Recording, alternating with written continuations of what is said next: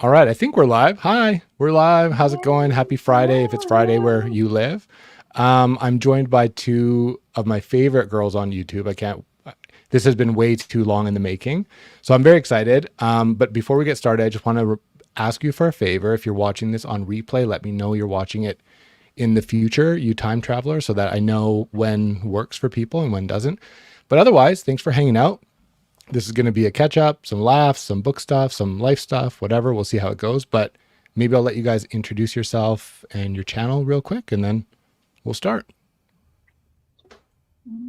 Maybe I'll go Finna, first. you want to go first? Okay. Yeah. Or well, either way, either way. I'll go first.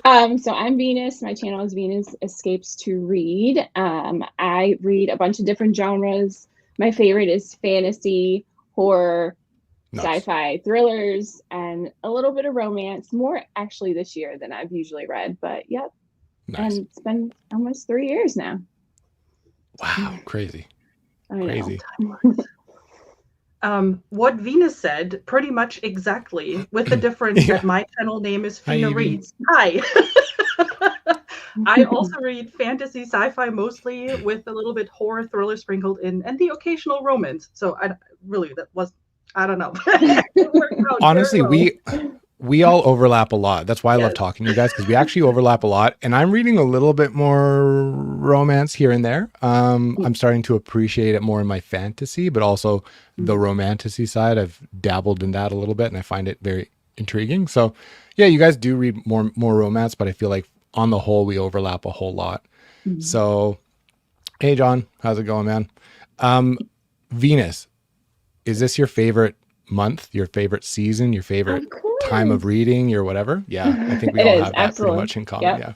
Yeah. My birthday's this What do month you, too, so oh, nice. My wife too. yeah, I Sweet. cheat. I'm going to be on vacation for my wife's birthday. So I'm scrambling, Um, trying to plan something that might happen while I'm away as a surprise. So like, we'll oh, see. so not with But her, but not with her for the first time since we've oh, been like together. Yeah. Which is, oh, it's been a minute. So yeah, I'm going hunting. And so hopefully I come oh, back and I don't get eaten by a grizzly bear and we can celebrate when I'm back. Hi, Heidi. How's it nice. going? This wouldn't be, what's up, Ben? This wouldn't be a booktube hangout, live stream, whatever, if we didn't kick it off with what are you guys reading right now? Oh, I actually am just starting December Park by Ronald Malfi. I think that's how you say his name. I read Small Town Horror by him, my first book by him that I loved. So I'm in spooky Nice. season mode. So this takes place in the fall, I think in the 90s. So I'm excited to read it. Sweet. I love the Yes. 90s. Yeah. Yeah. Yes. I've been seeing, is it Ronald? Ronald Malfi?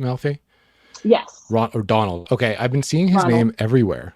And he has some other books that people are reading that I know of recently. So he's more thriller or more horror for the Horror. most part.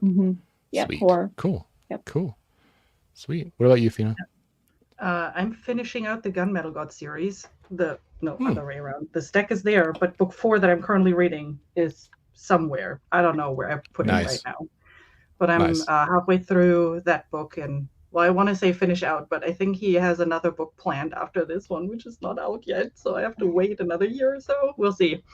But I'm Nice. loving it, so I'm You are excited. I loving think. it, right? You're like Oh diehard fan of that series. Yeah. yeah. What do you like the most about it? Because I have the first one. I think I showed you on behind me. Mm-hmm. Um, Mm-hmm. I really want you to read I'm it. yeah. I'm very curious. What do you like the most about it? Like, what's the deal?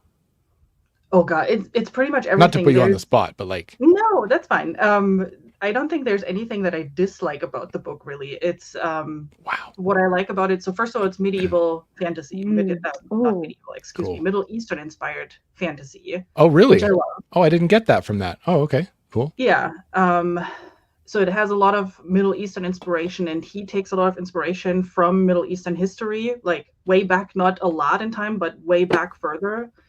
And it's really neat. Oh So that yeah, is one of the parts that I really enjoy. It has this one. cosmic horror elements. So you see that on the cover, oh, like these spaghetti monsters, Yeah, you have that throughout the totally. entire thing, and they're really That looks cool. pretty sweet. Yeah. Yeah, yeah. they're really neat. And then That's cool. his character work is amazing, especially in book 1 and 2. He throughout the 2 books, you get to know 4 characters, and it's written from those 4 characters' POV, different characters in different books.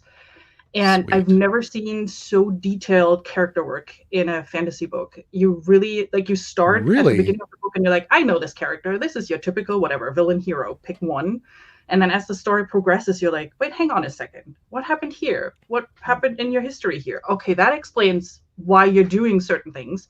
And it's really cool how he turns you around. Not that the villain becomes the hero, not that at extreme, but it adds so much color to that character.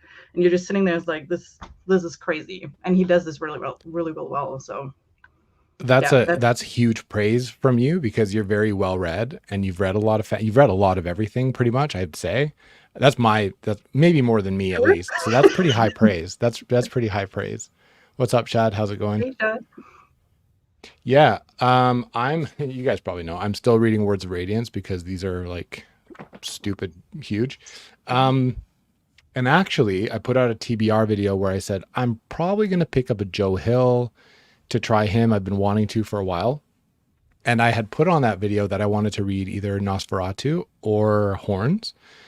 And because I like to lie to my subscribers, I picked up something completely different. So I lied to all of you straight to your face. And I picked up Heart Shaped Box by him instead. And I saved Nosferatu for like Christmas time because apparently there's like a Christmas land and it's very like kind of you could read it at any time and it might work.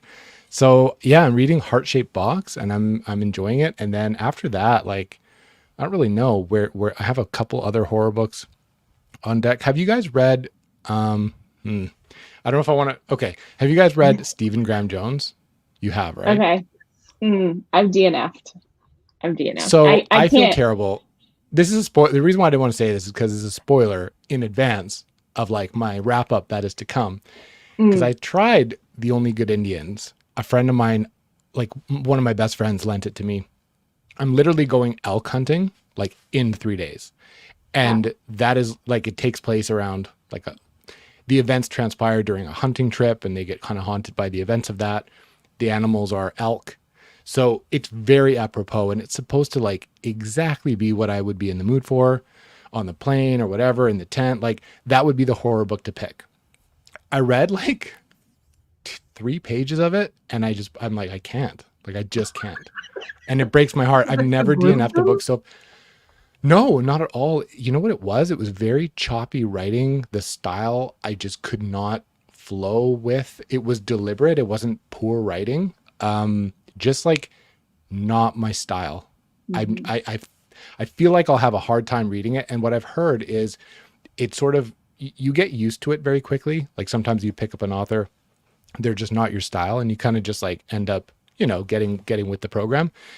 I just felt like this was going to be annoying for a bit. And right away I was like, there's an event that happens very, very, very early where I'm like, okay, like I think I get how creepy this is going to be. Like I kind of got the setting for the vibe and the tone. I'm like, I don't know if that's going to exactly be what I want. So I was wondering if you guys tried him, if you tried that particular book, if you can steer me towards him again. Like, I don't know. I put that down for very quickly and I don't know if I'll go back to it. Tell me your DNF story, Venus, please. What I can't. It's in my unhaul pile. What is his People popular love him. one? No, not me, not at all. Texas. No, not Texas Chainsaw. My heart is a chainsaw. I think that's what it is. Yeah, totally. I could not Sorry, get into that. Sorry, dude. Yeah, it's the writing style. Like that book was about a character who was obsessed with slashers, which I like. That drew me into it, and I couldn't wait to read 100%. It. But the character would go on these tangents, and it was so annoying. And I could not get into it. And I feel like a lot of the reviews I've read about him is you either love his writing style or you just absolutely can't get into it at all. That's what Evie's saying. 100%. Yeah, there's no in between, and I couldn't. And then on a drunken book shopping spree, I bought another one of his books. That's weird, but I'd like to just go back for 1 second. Sorry, you just got like hammered and go to a bookstore because it sounds like a party. Like I'm wondering, like, did you end up there after a bar? Like you saw one on the way home, you're like, we have to pit stop. Like, did you pre-drink for Barnes and Noble? Like, what happened? It was an independent bookstore. We were staying on an island, like not an island, St. Michael's in Eastern Shore. I'm from Maryland, and Okay. the bookstore was literally like down a few blocks from the bar. So yeah, I was like, let's go, and I bought Teenage Slasher. I was a teenage slasher, I think that, or teenage something. And when I got home and looked at what I bought, I was like, what the hell? I don't like this author. I wonder. I wonder what you were thinking. Yeah. Getting really drunk and then going to a bookstore, I feel like could end in one of two ways. Like you end up coming home with a bunch of shit that you're like, who bought this? Like what happened? Or you just let yourself spend all the money on everything sober you really does want. And you're like, it's not my fault. Like I had a couple glasses of wine. What do you want? You either end up with a lot of good books or a lot of questions. Well, So, thankfully yeah. that was the only bad purchase. So See, I would have went to the bookstore before the bar and then read at the bar the entire time, probably. Yeah. Yep. Same. there's Yeah, I'm going to be like in the wilderness, in the dark, in a tent with two other grown men. So that's already kind of uncomfortable, but also kind of freaky. They're my immediate family, so it's fine, but it's going to be really dark. It's going to be really weird and new. But we have a lot of guns, so it's probably fine. So there goes the As long as you know how monetization to for use this them. video. Yeah. Yeah, no, they're just for show. Trust me. Yeah, I don't know. What should we talk? This is Friday night, just hanging out, whatever. What do you guys got planned for the weekend? I'm getting ready for my trip and I'm going to try to fit in as much reading as possible because I don't know if I'm going to read a lot on this trip. Sometimes you go on vacation, you're like, you can carve out some nice relaxing reading time. Sometimes that this trip is going to rob you of weeks of or days of reading. So that's going to be this trip. So I'm going to read as much as I can on the weekend. We'll see. But what are you guys up to? I'm doing absolutely nothing but reading and hanging I out. love that. I love it. That's the dream. It's October. It is. That's the It's dream, finally yeah. not raining here, so the sun is finally going to shine this weekend. So hopefully take advantage of it. It's still not cool enough though. Nice. It's still in the 70s here. It's still Yeah, warm. I It's warm think everywhere. It's been some of my sun. Like we are still at 100. I'm done. Oh God. yeah. So I'm sending you some of my heat here. No, It's I don't a little want bit it. warm No, over she there. doesn't want anymore. She wants I don't rain. want it. No. I want We all want 60s. depressing rainy weather. Yes. Yeah. 60s. Just say, but crisp. no, 100 degrees. And I was like, ugh. No. Oh my God. You know, any plans this weekend or what? What do you got going on? We'll see. I mean, I'm actually having a long weekend off, so I had Thursday and today off. nice. Yesterday and today off. Celebrating Sweet. my 10-year anniversary. Yay! Oh my God. Is today your 10 year? No, yes. Today, right? Oh, it was No, yesterday. yesterday. Okay. All right. No I was like, worries. I can take credit. Yeah. Yeah, I Oh, man. don't think I could have gotten through with that otherwise. No, happy No, but- anniversary. That's crazy. Thank you. No, we're That's just awesome. we just took a couple of days off. We didn't really have anything planned. We actually have plans for the end of October. That is actually our anniversary trip, quote Nice. unquote. But we just took a couple of days off. So yesterday we were in LA, just walking around a little bit, and I live close by LA. So we were in LA yesterday, Nice. going to like some weird bookstores. Very weird bookstores. I don't need to go to those again. And just walking around in LA, and I'm good for 4 years again. But we might go either. There is a German Oktoberfest in town Sweet. tomorrow, or LA Comic Con is also happening this weekend. So we'll see. Oh, really? Wow. Oh, that's going to be hectic. Sweet. Well, we probably won't Cool. do both. Like we're not that crazy, but Yeah. yeah, one of those Um, things. And then reading, And reading. Yeah. and reading. Um, Do you still read in German or in other languages like other than English? German for sure, right? Sometimes, yeah. So Yeah. it depends on the book. So I still have a couple of authors that are German authors that haven't been translated, and I like to read those. So that's what I have to read it in German. Right. But like Malazan, I read in German too, or at least I started. I just switched to the English version because the German translation is horrible. So. Wow. Really? But I thought, everybody was talking about how difficult it is and blah, blah, blah. So I was like, maybe I should read it in German. Maybe I'll get it then. I don't know. Right. I still don't. But Are you enjoying that? That's Well, your Yes Liza? and no. Yes and no. So Mm. I love Gardens of the Moon. I think so. I've read the first 4 books, and I don't know, 5%, 10% into what is it? Midnight Tides is I think book 5. Yeah, Midnight Tides. Um, it is very dense. Like I can read 20 pages and then I fall asleep. So it's a very slow reading experience.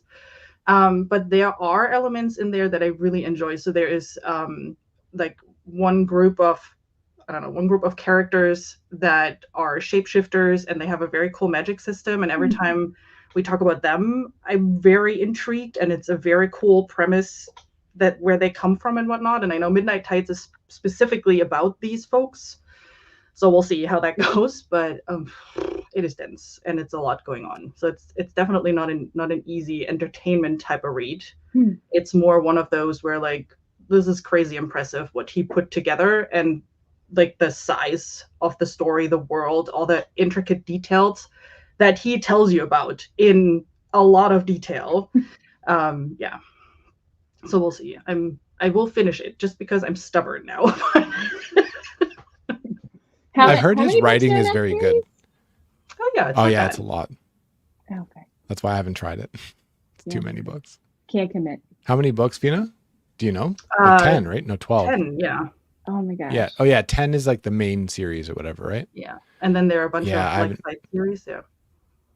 So Venus, I guess you haven't tried Malazan at all. I haven't. I remember getting it. I feel like there was like a read along that happened maybe last year. There was a and I couple was big like, ones. Yeah. Yeah. So I was like, oh, I borrowed the book from the library, and I think I read like the first page and I was like, I don't know. I have to Oh, be really? in the mood.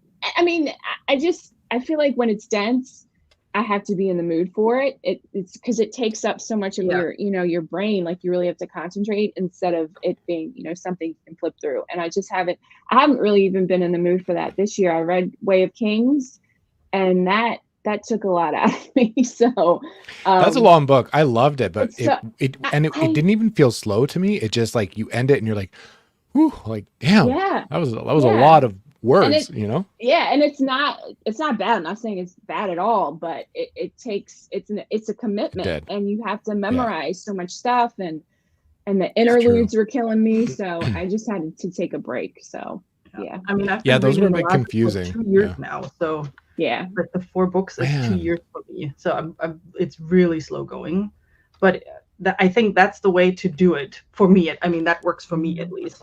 I could not I've actually read it heard like that. one after another or anything. It would drive me bonkers. No, I've heard people say to take your time and you'll enjoy it Yeah. more that way. That's what people have said. And it's not that bad Um, with the forgetting thing, because I think that's with the Malazan what a lot of people are worried about, and what a lot of people are saying. There's so much happening, right? So many characters, so many events.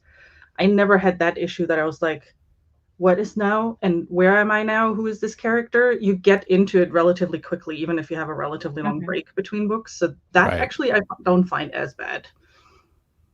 do you Is there guys like action? Oh, sorry. No, go ahead.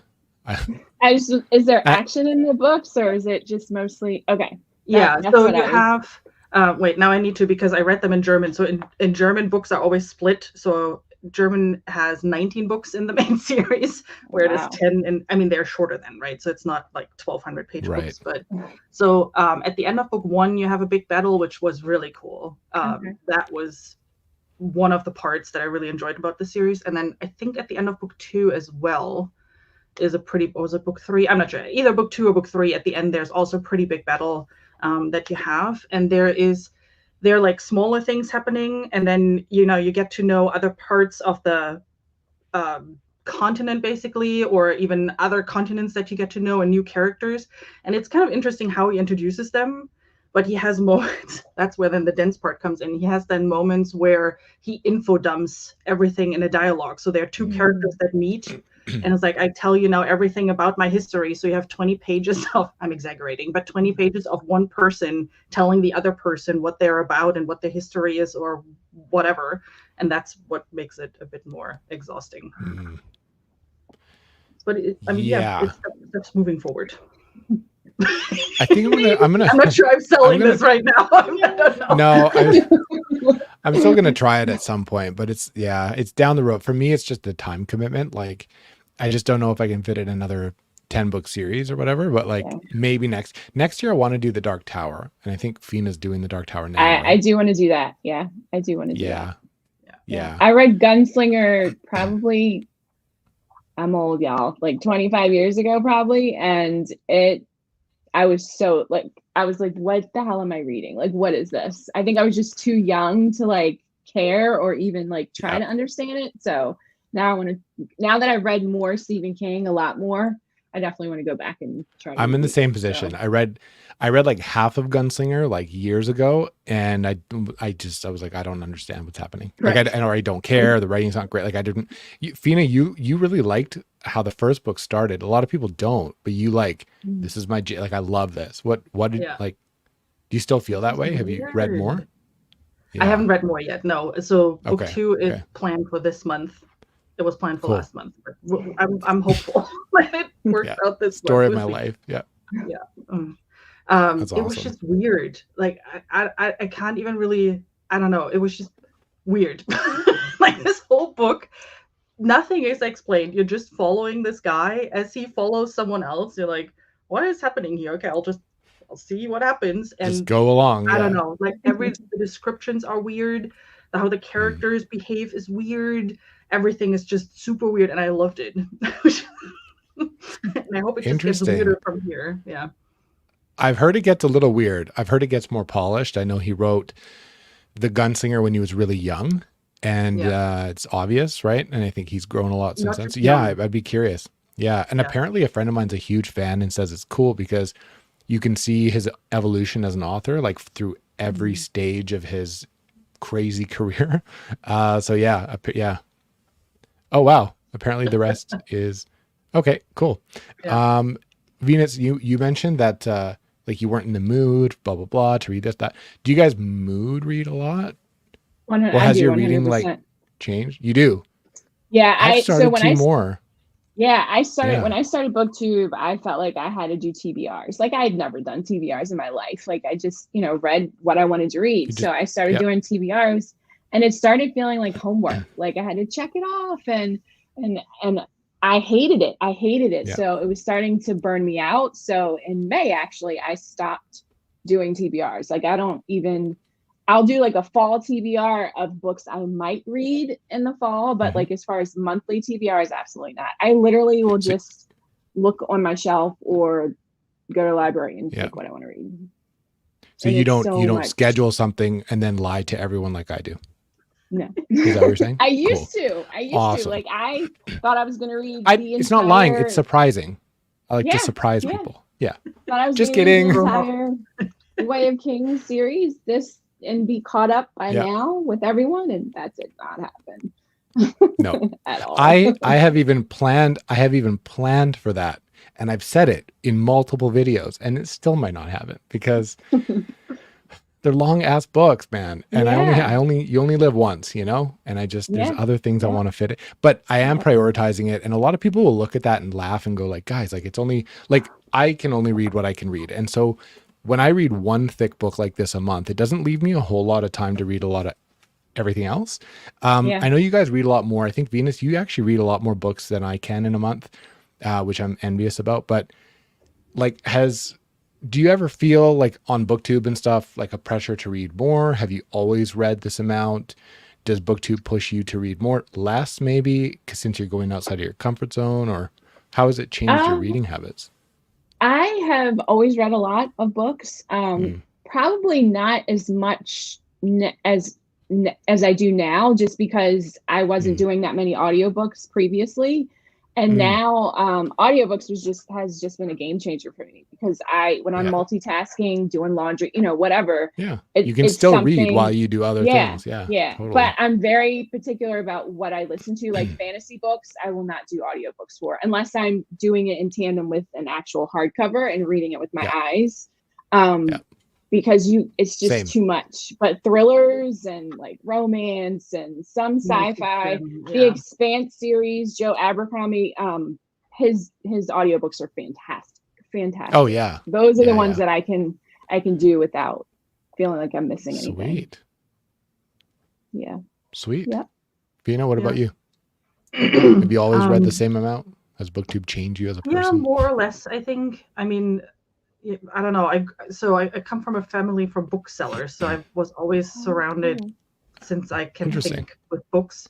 So I've always read a lot, and I always had like shelves like this at home, kind of around. People hated me when I had to move.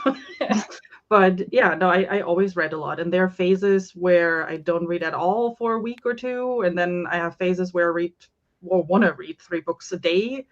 That never happened. But you want all of a sudden pick up everything.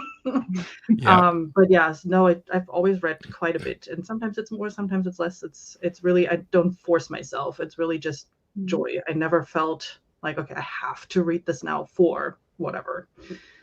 Yeah. And I think I wouldn't want to do that because reading has always been my biggest hobby and always been a part of me. And I would not want this to be a force thing ever. Like if I ever would feel like this, I Yeah. would just not rather. It can Yeah. it can feel like that sometimes. I think everybody feels like that a little bit sometimes. Because even though you don't always want to read a whole lot, or even though you don't want to read maybe what you committed to, or even what, if your mood changes multiple times a month and you false start and pick up different books or whatever, you still kind of on YouTube are, you're supposed to post consistently. People are supposed to, see what you're up to and stuff. And so when you don't, that's hard for me, is when I have a period of time where I don't read as much, or I'm not into it as much, or I'm in a slump or whatever. The Booktube side I find difficult because I'm like, what do I talk about? Like, I didn't like any books. I started 7. I didn't finish any. Like, what do I talk about? You know what I mean?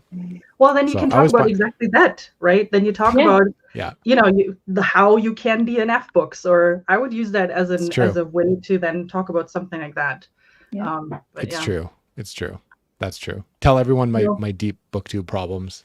And Yeah. Yeah. Be vent online. honest with Yeah, why your not? subscribers, Theo. Don't lie to them. Just tell them how. Here's the thing. Here's the thing with my subscribers. I'm honest about myself, but I lie about the books.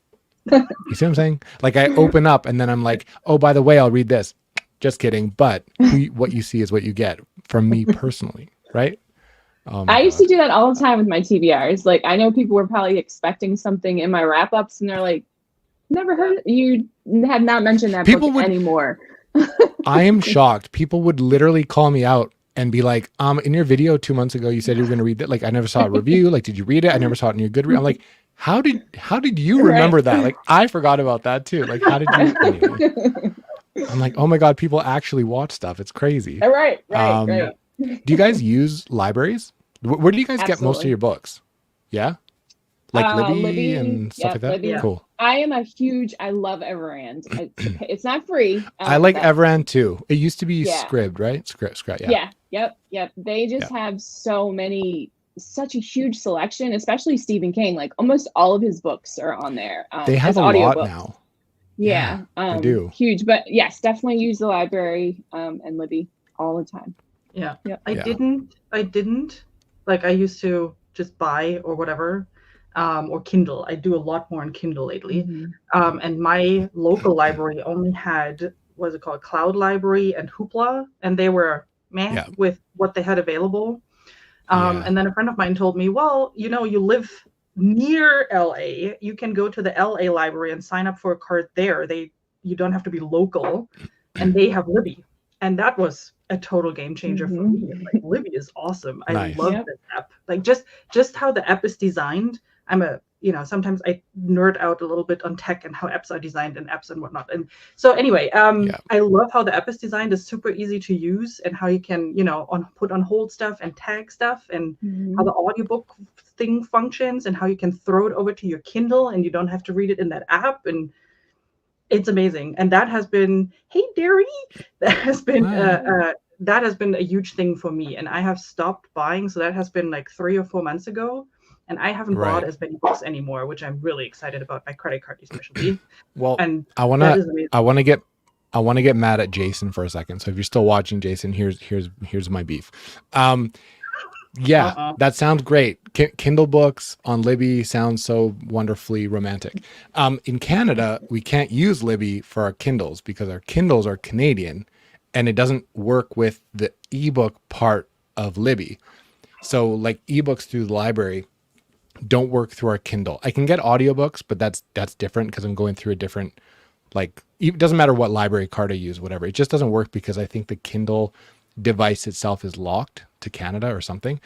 So sometimes I can't find an audiobook, but I can find the ebook, and I want to just get it from the library and have it go to my Kindle, but I can't. So I end up just buying it. What? It's stupid. So yeah, it's really frustrating. I'm getting sick, I think, which is going to be great for my trip. Oh, For the no. 10 thing? Yeah. Mhm.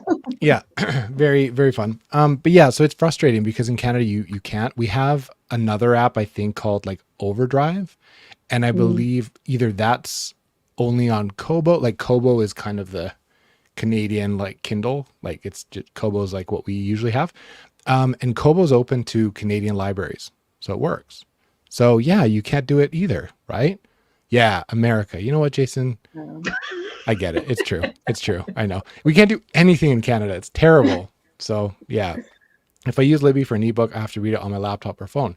Same. So what I can do is get it to my Kindle app on my phone, but then you're reading on like a blue screen, and I can't. Yeah. Can you guys read on screens, or do you need like I the paper kind of I thing? can't read on my phone. I can't. I mean, if I'm standing in line, like at the grocery store or something, I can for a short amount of time. If you But have to, yeah. yeah. In bed though, I want my Kindle, and Yeah, I I need even I need it got a low, the brightness low, and yeah. yeah. I even got a Kindle Yeah. because I used to read on my iPad, and I was like, I really don't No, like I it. can't do that. And then Yeah. at one point, I got it for dirt cheap. I was like, okay, I'll just try it now, and that has been a Yeah. game changer. I actually switched to Kindle Scribe now. I'm only reading on Oh my yeah. Kindle Scribe, like that big thing, Nice. and that is even Nice. better than the regular Kindle. And that, yeah, I'm reading nearly everything on ebook now. You can take notes on that one, right? And highlight and blah blah blah. You can like do Yeah, stuff with it. yeah. I mean, Sweet. That's awesome. it's you know, I would have loved if it would have been different. I didn't buy it for the note-taking thing. I would have been severely disappointed Right. because essentially what it is you can do that on your regular Kindle. When you hold it, then this note Yeah, thing pops true. up. But on your regular Kindle, you have your keyboard then. It's the same experience with a difference. It has then a handwritten box, so you can put your handwritten notes, but they're super. Right. I don't find it convenient to pull them out of the Kindle Scribe or Gotcha. anything. Gotcha. And it doesn't what is it called? It doesn't text to handwriting to texted, whatever that is called. Right. So it's kind of yeah, it has a It's notebook whatever, yeah. function that is outside of the whole ebook world. So you can set up Right. notebooks and then write on it, but it's not inside the ebook. You Right. know, Those are it's fine. expensive, right? For what they are. They're kind of expensive, right? They are not cheap, but if you can get, Yeah. so I got mine half off. Listen, deals, you know, let's talk deals. So I got mine half off because we had an old Echo thing flying around somewhere. So we got the trade-in value for that. And then there was a Prime deal on top of it. And then I got an additional gift card for the trade-in, in addition to the trade-in value. And all of that together made it half off. I was like, now I kind of Sounds like a scam. Sounds like theft. Sounds like a scam. Like, oh, I just used I one don't gift care. I got card it for and half another off. gift I don't card. care. Like, I got such a good deal. I just walked in the store, stole it. No one said anything. Nailed it. Yeah. Yeah. Oh my God. Some people, I guess, prefer to read on laptops. I can't. It like hurts my eyes, I think. Yeah, I don't know. I don't like I need something that reminds me of paper for some reason. It's either audio or like paper, and laptops and stuff just don't cut it. And I don't like reading on my phone because it feels like I spend so much. I think it's psychological. I spend so much time on my phone and I scroll and I text and I whatever. It just feels like I'm not doing my other hobby. I'm not like, do you know what I mean? It blurs the line a little bit of like what you're doing. So I don't feel like I'm reading. Yeah, I don't feel productive. And then you get easily bizarre. distracted too. Yeah. Like alerts 100%. come up. Yeah. Exactly. 100%. When do you guys read the most? Like, do you guys read in the morning or at night? Like, how do you guys carve out time? Because Booktube takes a lot of time, and you guys are fully grown adults, and you have hobbies and lives and Are you sure partners about and that? whatever. So, I'm not Yeah. adult. pretty much. I would think, other hobbies, other interests, probably not other friends. Let's be honest. This is kind of where the party's at, but other life stuff. So how do you carve out time to read? I find it difficult to make time, but So I work from home, so I listen to audiobooks. And so I'm a nurse, so in between like calls and stuff, or lunch break, in the morning before I work, after work, before I read before I go to bed. That's how I fall asleep. Me Audiobooks, too. literally. Yeah, Yeah. I'll either try to read my Kindle or listen to an audiobook before I fall asleep. Now, do I have to go back the next day and rewind it like 20, 30 minutes? Always, Yep. always. Yep. But Yep. it helps with the insomnia. So yeah, it's always in my hand. Like there's always a book with me or my Kindle or something. It's Yeah. ever since I've been like probably 10 years old, I've always had a book with me. So Oh, really? You and I. Same, you and same. I. Yeah. yeah, I don't Yeah. even really watch that much TV, that much really at all, except for if I get Yeah. into a series. But other than that, not Yeah. much TV. I just gave my husband headphones so he can watch TV while I read. That's funny. That's funny. Yeah, I only really watch TV with my wife. Like we'll set aside Yep, a little bit of same. time to watch a show or like catch up on Yeah. a series or whatever. But then like we're down one show, we have dinner, whatever, and then I start reading and she just watches her own stuff or reads Mhm. herself or does a bit of whatever. So yeah. Do your partners read a lot or not read a lot? Do you have like friends in real life that read a lot that you can talk to, or is it mostly like just you and like online and stuff? That's why I started my channel. Same. Because I have Same. no one. Actually, one of my daughters has started reading. She's in like a book Nice. club. Like they get together and stuff. I'm kind of jealous because she has like real Nice. life friends that she can do a book club with. Totally. So yeah, but other than that, no, we don't really read the same books though. But sometimes she'll come to me for like advice and stuff or reviews. But yeah, other than that, no. It's just my online people. Yeah. It's the same thing. Exactly. So, That's why we spend so much time here. Like this is it. Like this is what Yeah. you know. yeah. Yeah. Yeah. I know when I hear about people in real life, usually like for example, my friend's mom, she's part of, actually my mother-in-law is part of an in-person book club, and they pick a book and they, read it for a week and then they analyze it and they discuss stuff over tea or wine or whatever. Like I kind of want to be an old lady too, like I'm kind of super I am jealous jealous of that. of my daughter. I like they do like these spreads with like food and like wine and stuff sometimes, where they'll do like breakfast stuff, and I'm like, I don't get invited. Oh, man. But I don't want to hang out with a bunch of like 20-year-olds though. So I get that. I get that. Yeah, I get that for sure. But I'm happy for her though, because that's always what I wanted. So maybe one day. Yeah. I mean, we could make Yeah. it a digital one, and we just get Like our a virtual one. ourselves, right, and have then the spread in the shoot, like True. in the video, and then Yep. I don't know, but yeah, same. We just have to buy like No. 3 times as much cheese, but that's fine. It's whatever. Right. Who but- cares? It's yeah. cheese. Hello. Old ladies are fabulous. Yeah. Right. Yes. Yeah. 100%. Yeah. No, I mean, my parents read. My brother reads, but they read so different things. So my father is very specific. Yeah. He only reads Swedish or Danish. Norwegian is okay too. Crime thrillers. That's the only thing. That's he reads. very And he has, like, specific. his- Yeah. Very specific. And he has like his 5 or 6 authors. And then Yeah. I had it like, I don't know, a couple of weeks ago, he told I found a new author, and that's like a world thing for him because he only reads very specific things. Like Henning Mankell is one of the better known ones. So I can't talk with it because I don't read that stuff. It's too slow for me. Nothing ever happens. It's a typical detective story, but it just happens in Denmark or Sweden somewhere. And my mother reads like also the weirdest stuff that I would never touch. So I'm just like, no. And my brother is 10 years younger. He is now in that, like he's 30 now. He is in that phase where he reads all that intellectual stuff. So Kafka and Sartre and blah, blah, blah. And he always tells me I should read these books and Siddhartha. And This is real literature. Yeah. yeah, Yes. I'm like, Yeah. can you not? Can you read something else, please? Like, no. Dragons are for No. children. Magic is for Yeah. children, right? But he used to. So Lame. we used to read like Game of Thrones as an example. Ah. That was a book that my mom, my brother, and I read together, and we loved it. Oh, wow. Or Oh, wow. Green Rider, my favorite series. We read that together, and we loved it. But that was years ago, and now Yeah. not so much anymore. No. Yeah. Have you guys always read a bit of fantasy? Like, has your genres changed? Like I don't know. I think I'm reading more fantasy now than I ever did as a kid. to be honest. No, always. I don't know. Always, yeah. Yep. Yeah. Always. Yeah. I've always loved horror. Interview with a Vampire by Anne Rice. That's what got me into horror, and Stephen King. But and always some kind of fantasy. I didn't know that that's what it was. Like when I first started reading, I just knew I wanted like, magic and the, like I wanted to escape.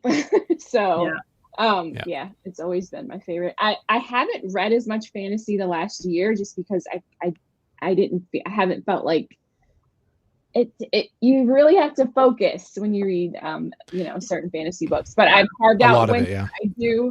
I do have a kind of a TBR for winter that I do want to get back into, like Robin Hobb and the Age of Madness trilogy by Joe Abercrombie. That's actually high priority for me. So Yeah. Oh yeah. Fantasy is always a commitment, right? Oh, yeah. So that's the he's thing. not like my favorite. I love him so much. Yeah. I have a bit of a hot take for Abercrombie because I read the First Law trilogy. Yeah. So I will say I read some of it on audio, and Stephen Pacey did an amazing job. Like some of the best audiobooks. We talked about that. But yeah, I was like, his character work is amazing. His writing is amazing. The dialogue is amazing. I think I realized I'm more of a plot driven reader. And I just like at the end of First Law, I was like, okay, like that was cool. Yeah. And I'm not in it just for the writing or the characters, which were superb. But I was just like, okay, like I think I just need more of a plot or more of a story or more I don't know what was missing. It's so weird. I can't quite put my finger on it, but it's been a while now. And so I wonder if I want to retry that. The Age of Madness, I have the first book. I never did the First Law standalones. I just don't really know what else to try. The standalones I could are try really good. The Devil, which comes out, The Devils or something, but that comes out in a few months, I think. But I don't know. Do you know if that one's like part of? That's a new book, but I don't know if it's part of anything. Yeah, I think it's completely different, which is exciting. I am just like a huge Jason. fan. Yeah. I'm obsessed. I am like literally, he's one of my favorite authors up there with George R.R. Martin. Like I love his books. I really, really do. Even the standalones. I just part of my wrap up for September is Sharp Ends. I never read short story like collections. Really? Never. I don't. No, I like them. I have never read one single. Nope. Okay. I don't know, but I actually finished Sharp Ends by Joe Abercrombie and absolutely loved it. Every single story in it. I think sometimes short stories, they add, like if you love a world and you love some characters, they do add a lot. You know what I mean? So yeah, and that's exactly, I try not to skip like that stuff. Seeing little bits and pieces of certain characters that totally. he went deeper into, and I was like, I love that so much. The First Law standalones for sure. I have read Memory Sorrow. Well, no. See, I'm lying to you face to face again. So Tad Williams, Memory, Sorrow, and Thorn. It's like an old classical fantasy series, and is really said to be a huge inspiration for A Song of Ice and Fire by George R.R. Martin. There's a lot of, like, you can see a lot of the influence, and certain things are like, oh, like that, I see where that came from and stuff. So very interesting. I didn't finish the last book. So the last book is To Green Angel Tower. And I think it's still like the longest published fantasy book, like the biggest published fantasy book like ever, I think. And it was so big, it was usually split into two. And so I read part one and I didn't finish part two, but I think if I do, and I think I got busy, I put it down, didn't quite make it back. I was bouncing around a lot with what I was reading, and 1 week turns into a month and 1 month into two, and you're like, oh man, maybe I should reread it. So I just haven't finished it, but it's so good. And I think if I do finish it, it would be a favorite for sure. The writing is good. The atmosphere is good. Like beautiful writing, beautiful world, like just a nice slow burn at the beginning. And it's punctuated with some really climactic like events and stuff. It's really, really good. I think you guys should try it for sure. Neither one of you have tried Tad Williams? I'm pretty sure he's on my TBR. Like you must have. Yeah. You just get like, you forget, like I add so much stuff and then I'm like, yep. Oh, I forgot that I added that. Yeah. It's incredibly stressful. Series though for me, because it is. Broken Binding is the next subscription. Those are so nice. They're gorgeous. Oh my God. The versions of this series that Broken Binding is doing are so hot. Oh my God. Yeah. They're so nice. Once Yeah. they arrive, that's my priority. You bought them? I am a subscriber, yeah. So how does this work? Man. Like I keep hearing about it, and then you know what? On the website, and I'm confused. I would like Fina to explain this to us, but before that, I just want to say it's really frustrating. Actually, I have a couple regrets in my life, not a lot, a couple. One is when I was on the subscriber list to get a subscription, whatever, wait list, and they were like, "Hey, you're up, like whatever," and I like missed the email. I didn't get a chance to whatever, and next thing you know, now it's been like another 8 months or something. I've been on the wait list, and I just I can't. The tier 1 where you get like a signed number, like a signed numbered edition or something. Those, I think he said the wait list is like a decade long or something. Like there's no chance. So the tier 2, if you're a subscriber, you get the special edition, but it's not signed as far as I'm aware. Maybe Fina, you can tell us how the Broken Binding kind of works. Yeah. Okay. Yeah. Tier 1, good luck, decade long, you get signed books. Yeah. Tier 2, you don't get signed books, but they're still sexy as hell. That's kind of how it works. Okay. Yeah. And I'm not too worried about the sign part for those books. Yeah. So I signed up when they started. So I was actually from the beginning when they started, I was signed up. I got lucky and got in early or whatever. And then they put out series you had to sign up for a year the first time around. And they only put series out that I didn't care too much about. So I actually canceled the whole thing. I was like, you know what? It's fine. I don't need to spend that money. Dumb. The resale value alone of these books is ridiculous. I should have just stayed there. Anyway, I know.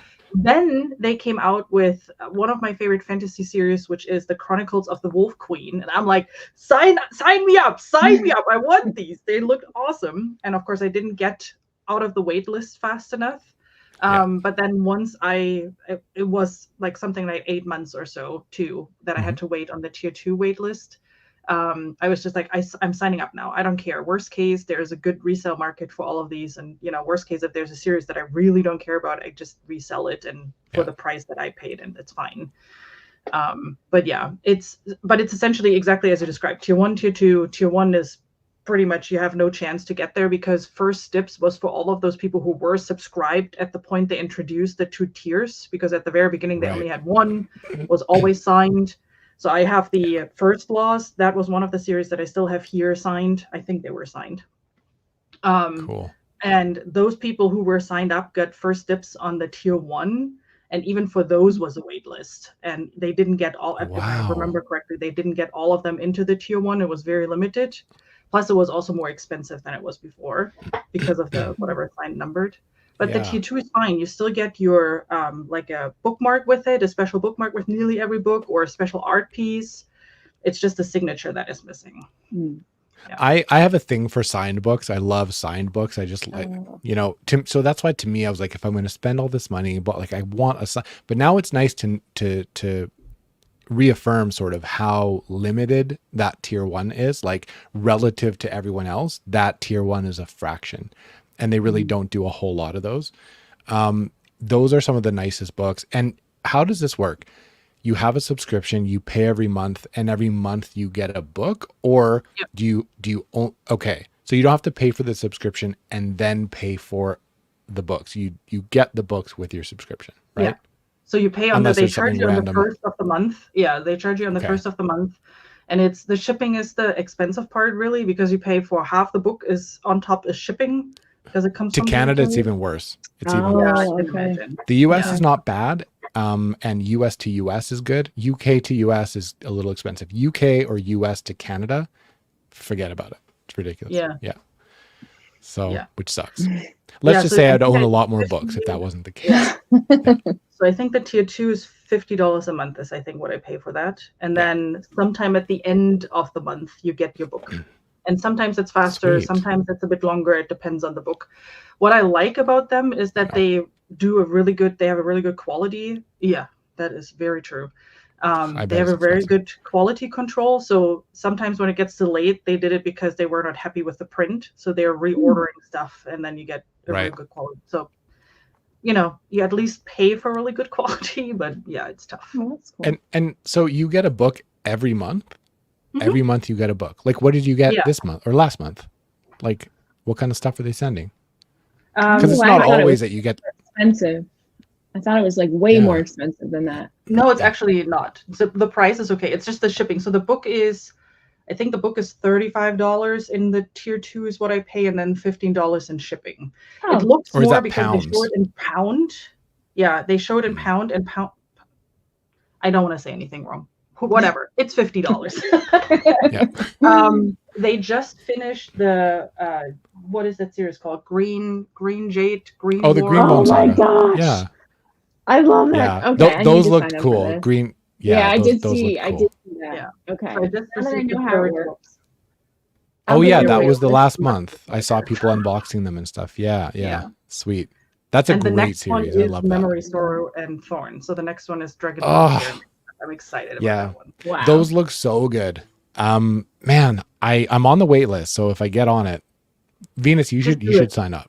I Just need. sign up. I am. So maybe next time this year, maybe. They actually have gotten a lot better. So because if you follow them on Instagram and whatnot, they every now and then they say, hey, we send Yeah. out a whole new batch of things. It's for tier 2 fantasy and their new sci-fi subscription. That one I'm really mad that I didn't get in, because the first 3 were the Andy Weir, Project Hail Mary, and The my Martian. gosh. And Project Hail Mary is one of my favorite sci-fi books. So It's so good. It's so and good. they look really cool. Yeah. They're And making a didn't get movie. to- I had no idea. I had Yeah. no idea they're making a movie. Yeah, I'm it makes excited for sense that because The one too. Martian was a movie, right? And so, I mean, yeah, I guess. Yeah. Yeah, he's good. I don't read a whole lot of sci-fi. Who mentioned The Expanse? Venus did with the audiobooks, right? I want to read those. Should I? Okay.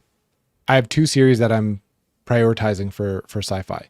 Red Rising or The Expanse. Have you read both? Oh, yes. I have not You have? finished Red Rising. I've read the Okay. first. Well, I've read the first book in the Red Rising series. I loved it. They're too different though. Like one's like space opera, and the other one is like not. So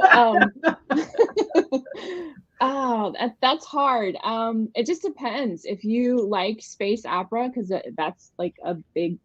That is the Expanse series. That's what it is.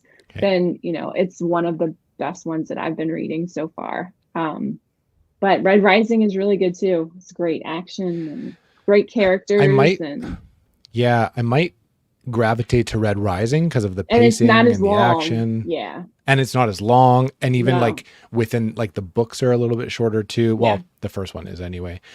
For sagas, like I've been reading The Sun Eater Sun Eater Saga by Christopher Rocchio. And that one's awesome. I just haven't gotten to the last 2 books because I didn't get to the last one. And then he released another one. So I have both of them. And that one's really, really good. That's a slower, more character driven, more intimate, although broad in scope and, fast forward like thousands of years and stuff. Like it's very, very broad in scope, but it feels a lot like his writing is beautiful. It feels more intimate. So that's definitely a good one. I love that one. Have you guys tried Rocchio's books or no? You have? I've read, Oh, I sweet. read the first one. I loved it, and I just have an Oh, you issue did? with continuing series. Like I just always. How take many a series break are you? and then- Okay, let's do this. Let's air it all out. Don't Let's do ask it. the question, Theo. Please don't How ask the many? question. No. What's your estimate of on? Oh, And I'm going to do a video on this, so if you don't want to spoil it, don't spoil it. But how many series do you think you have? And it's probably wrong. Again, I lied to my subscribers.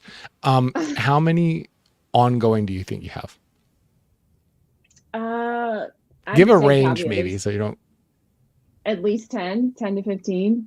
Oh, 10 to 15. yeah, 10 easy, Yeah. easy, at least Yeah. 10, 100%. Like maybe Yeah. 20, like maybe 15 to 20. Yeah, for sure. I What don't about think you, I'm Fiona? up there. I don't think I'm up there. No? Definitely 10 to 15. man. I don't think so.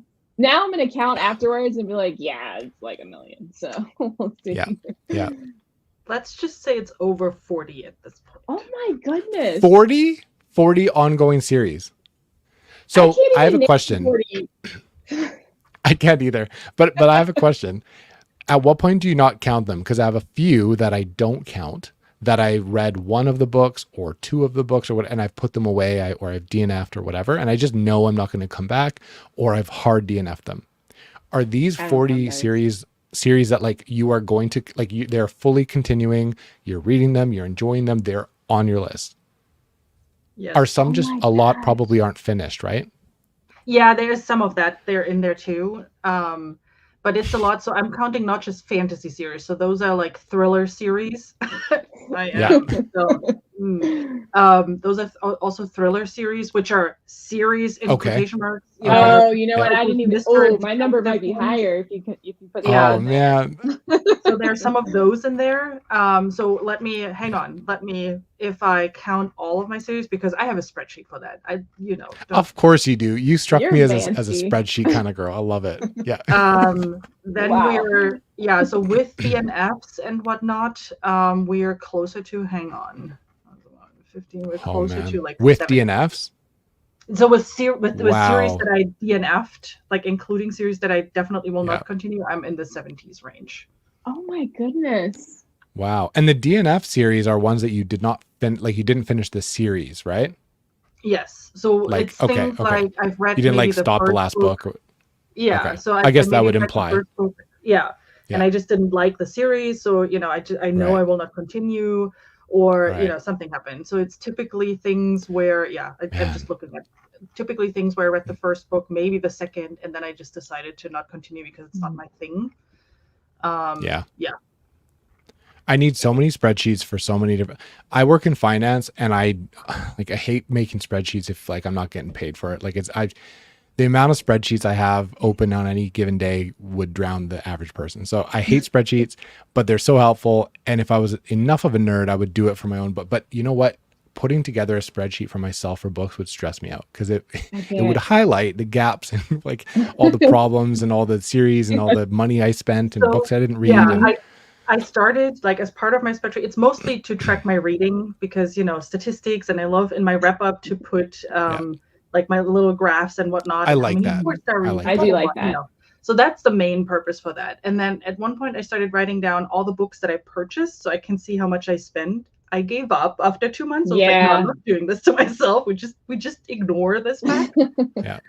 But with the series, I did that on purpose because I'm also like, I start the series all the time. And with fantasy, it's even worse. With those mystery thrillers, that's one thing, right? But with fantasy, it's the worst. And I just need to force myself to continue. And when I look at a number like this, it's like, okay, next month we are looking at 2 of these and we'll just grab one of these books. So we finally get these done at one point. Thank you, Derry. What do you, so it's funny because I feel like we're all very similar that way. And a lot of people will probably relate to that. What do you think it is? It's not that you don't want to finish a series, but it's because you want to start a new series probably, right? Like you're always starting something new because you always like the novelty of the first books and the new characters and whatever. That's same. But don't you get a lot of like satisfaction from finishing a series? Don't you get the most payoff if you finish a series? Like, I don't know, man. I don't know why I keep doing this to myself. I actually finished 3 series last month and I am shocked. But they were short. They weren't fantasy series. It was like Wayward Pines by Blake Crouch. I finally finished that. So I'm very happy.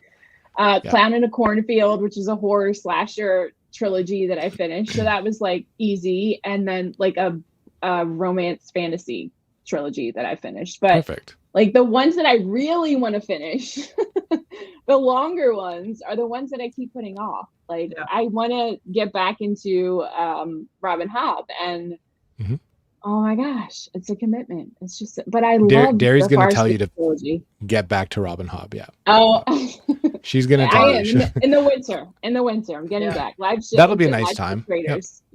Yeah. See, I've been reading Live Ship Traders. I read the first book, read the second book, read half of the third book, and I've just been busy. Like what, why don't I finish the last half of that last book? Like what is wrong with me? Yeah. See, like she's here for it. How about this? I haven't read the last book in A Song of Ice and Fire. And I feel like it's because psychologically I don't want to finish it because there's no more. I understand. Do you guys ever do that? Yeah. Yes. Like I this one, I know it's all in my head. I want to desperately. And I sometimes, reach for it and I'm like, oh no, I'll read that next month because I'm busy, whatever. And I have these other books or that one I know 100% is my own brain saying, but if you finish it, that's it. right? But I have Yeah. the Dunkin' Egg, Yeah. I have the Fire and Blood, I have the whatever. So that's ridiculous because there is more. But Yeah. like there's not more, you know? I So I don't know. know. I But that's that, and then my like opinion on that is like, even if he, God forbid, never finishes the series, I'm just so thankful that it exists. I literally don't care if he doesn't you know finish what? it. It's funny that you say that because when I joined Booktube, I saw what everyone was reading. I saw, you know, people talking about some of the best series, whatever. Of course, I had heard of Game of Thrones, Song of Ice and Fire, whatever. And I had a really hard time understanding why a lot of my friends said, don't worry, like it's worth the journey. Forget that it doesn't have an ending. Like just read them. I couldn't come to terms with the fact that somebody wants me to read this series that's like not finished and like no ending in sight. I couldn't appreciate why that would be a good thing to do. Like I didn't get it. And now I know that Derry's upset with me. I know that is like, I totally get what people are talking about, that the journey's worth it. I'm sorry. I'll finish it. I'm sorry. That's the thing. Yeah. So I was asked I put out a video recently and it was Fina, it was the, would you rather tag. Yeah. And I think Fina tagged me in it. Right. And so I put it out. And one of the questions was, would you prefer your series that doesn't have an ending get a terrible ending, or is it no ending? I think it's like stay with no ending or get Or an terrible. ending, but it'll be a terrible ending. And I chose no ending because I felt like it would be, no, I didn't choose no ending. I chose ending for the reason that I felt like Lying it made more again. sense to have an ending. Yeah, I know I'm flying again. And it's funny because in my head, I'm like, I can kind of go either way, but I said I'd like an ending only for the reason that I can't help but wonder what the author imagined. I can't, even if it's bad, just tell me what you were thinking. Like tell me what you had planned during this whole thing. But then there's the other side of me that says, if they don't have an ending, at least we have what's near and dear and we can just theorize ourselves. Because you saw what happened with Game of Thrones. Like we got an ending, right? And it didn't really fly with people. So I'd like to know what he had in mind. And if it's terrible, it's terrible. But if there's no ending, it kind of leaves it up to you, which is kind of nice, right? Yeah. Ignorance is bliss a little bit sometimes, but But we had the whole Yeah, I journey know. though. That's Yeah, like, I'm just Yeah, happy it's it's true. good. Yeah. yeah. I also Yeah, picked he's not getting It's- any younger, so the No. time is very limited. So Okay, here's the other piece to it. Okay, I could kind of understand why the journey might be worth it. And if there's no ending, it's still worth reading. What I didn't understand is how many times people were rereading these same books without an ending. And like, and I'm like, guys, what? And I'm like, I want to finish Dance so that I can go back and start again at Game of Thrones and just reread again. Because there's so much. And it's a world I enjoy, which is, I don't know what that says about me, but it's a world I enjoy spending time in. You know what I mean? Kind of like Joe Abercrombie. If you like being in that world, like it's kind of weird, but you know, I get it. I would never survive. Like, but I would love to be in it. I would never survive. Yeah. But I'd be dead in a heartbeat. Right? Yeah. I'd either be dead or in jail instantly. Like, right. Yeah. Yeah. But it's just, oh, man. it's just incredible. It's incredible. So, yeah. What's your take on books versus movies and stuff? Do you have friends that will see a movie and you're like, oh my God, you got to read the book, blah, blah, blah. Like, are you one or the other, or do you appreciate the adaptation for like what it is? Or are you very much book priority? I will only see a movie if I've read the book, if a book exists. That's what I want. Yeah. Same. Yeah. Depending on what it is. Yeah. True. But yeah, I am one of those people that you should read the book. You should read the book. Yeah. But I do love adaptations, though. I will definitely watch them. I don't rip them apart and get all crazy when things don't work out the way the book did. But like every time I read a Stephen King book, finish one, I always go and watch the movie if there's an adaptation, always, and just see how it is different. So I don't mind. Those are hit or miss. The Stephen King. They are. Yeah. Bina, what do you mean? What are you shaking your head? No, you don't I like don't, the adaptations, or you don't care? Purposefully don't watch any adaptations. Oh wow. Yeah. So with Game of Thrones, I stopped watching, I think, season 2, because I just sat in front of the TV and was like, this is not okay. Oh. And I got, I was one of those people who got angry, and I was like, instead of getting angry, I just walk away and don't watch it. Wow. Yeah, I didn't like how So you didn't like the adaptation? because obviously I thought they were pretty good, I but mean, so let's put it but that way. If you watch it without having read the book, if you just watch it for the that's what TV I show's did. purpose, it Yeah, was well done. I still don't think I would have liked it, because what bugs me with these overdone Hollywood TV shows is that they are overdone and over dramatized, and all those torture scenes are overdone, the sex is overdone, the people are overdone, totally. and I just don't like that in general. So I don't watch movies in general that are like that, book or no book with it. Yeah. But for me, it was, I loved the books when I read them, and I could not disengage from the book. So I was like, you know what, I just don't watch it. And Yeah. other than Harry Yeah. Potter, I don't think I've ever watched an adaptation on purpose after I read the book, Wow. when I knew that there was a movie with that. So Oh, I just really? accepted the book, and I was like, I'm happy with that. That's good. We're good. Wow. Yeah. And with Harry Interesting. Potter, even, it took me some time to disengage from this is not how I imagined it. And there's still things that drive me nuts I love the movies and I love the Harry Potter The world, but movies, there's still things they're that drive great, me but they have a crazy. lot of flaws, especially at the Oh yeah. beginning. Yeah, yeah. Yeah. They're not Yeah. great. But yeah, no. I still watch them I a million think times though.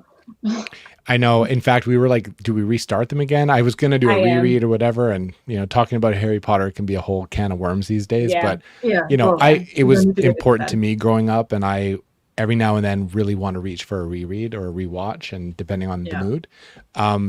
With Game of Thrones, like I watched the stuff before I was committed to reading the books. I never thought I'd read those. I was a little bit intimidated by them. They were big, a lot of characters. I knew people that had read it and didn't like it. My wife tried them and DNF'd them. So I was like, I don't know if that's my style.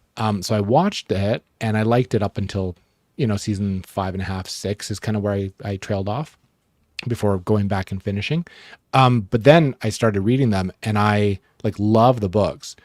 So I wonder if I would have liked the adaptation as much had I watched it after reading such a good book like that. I don't think so.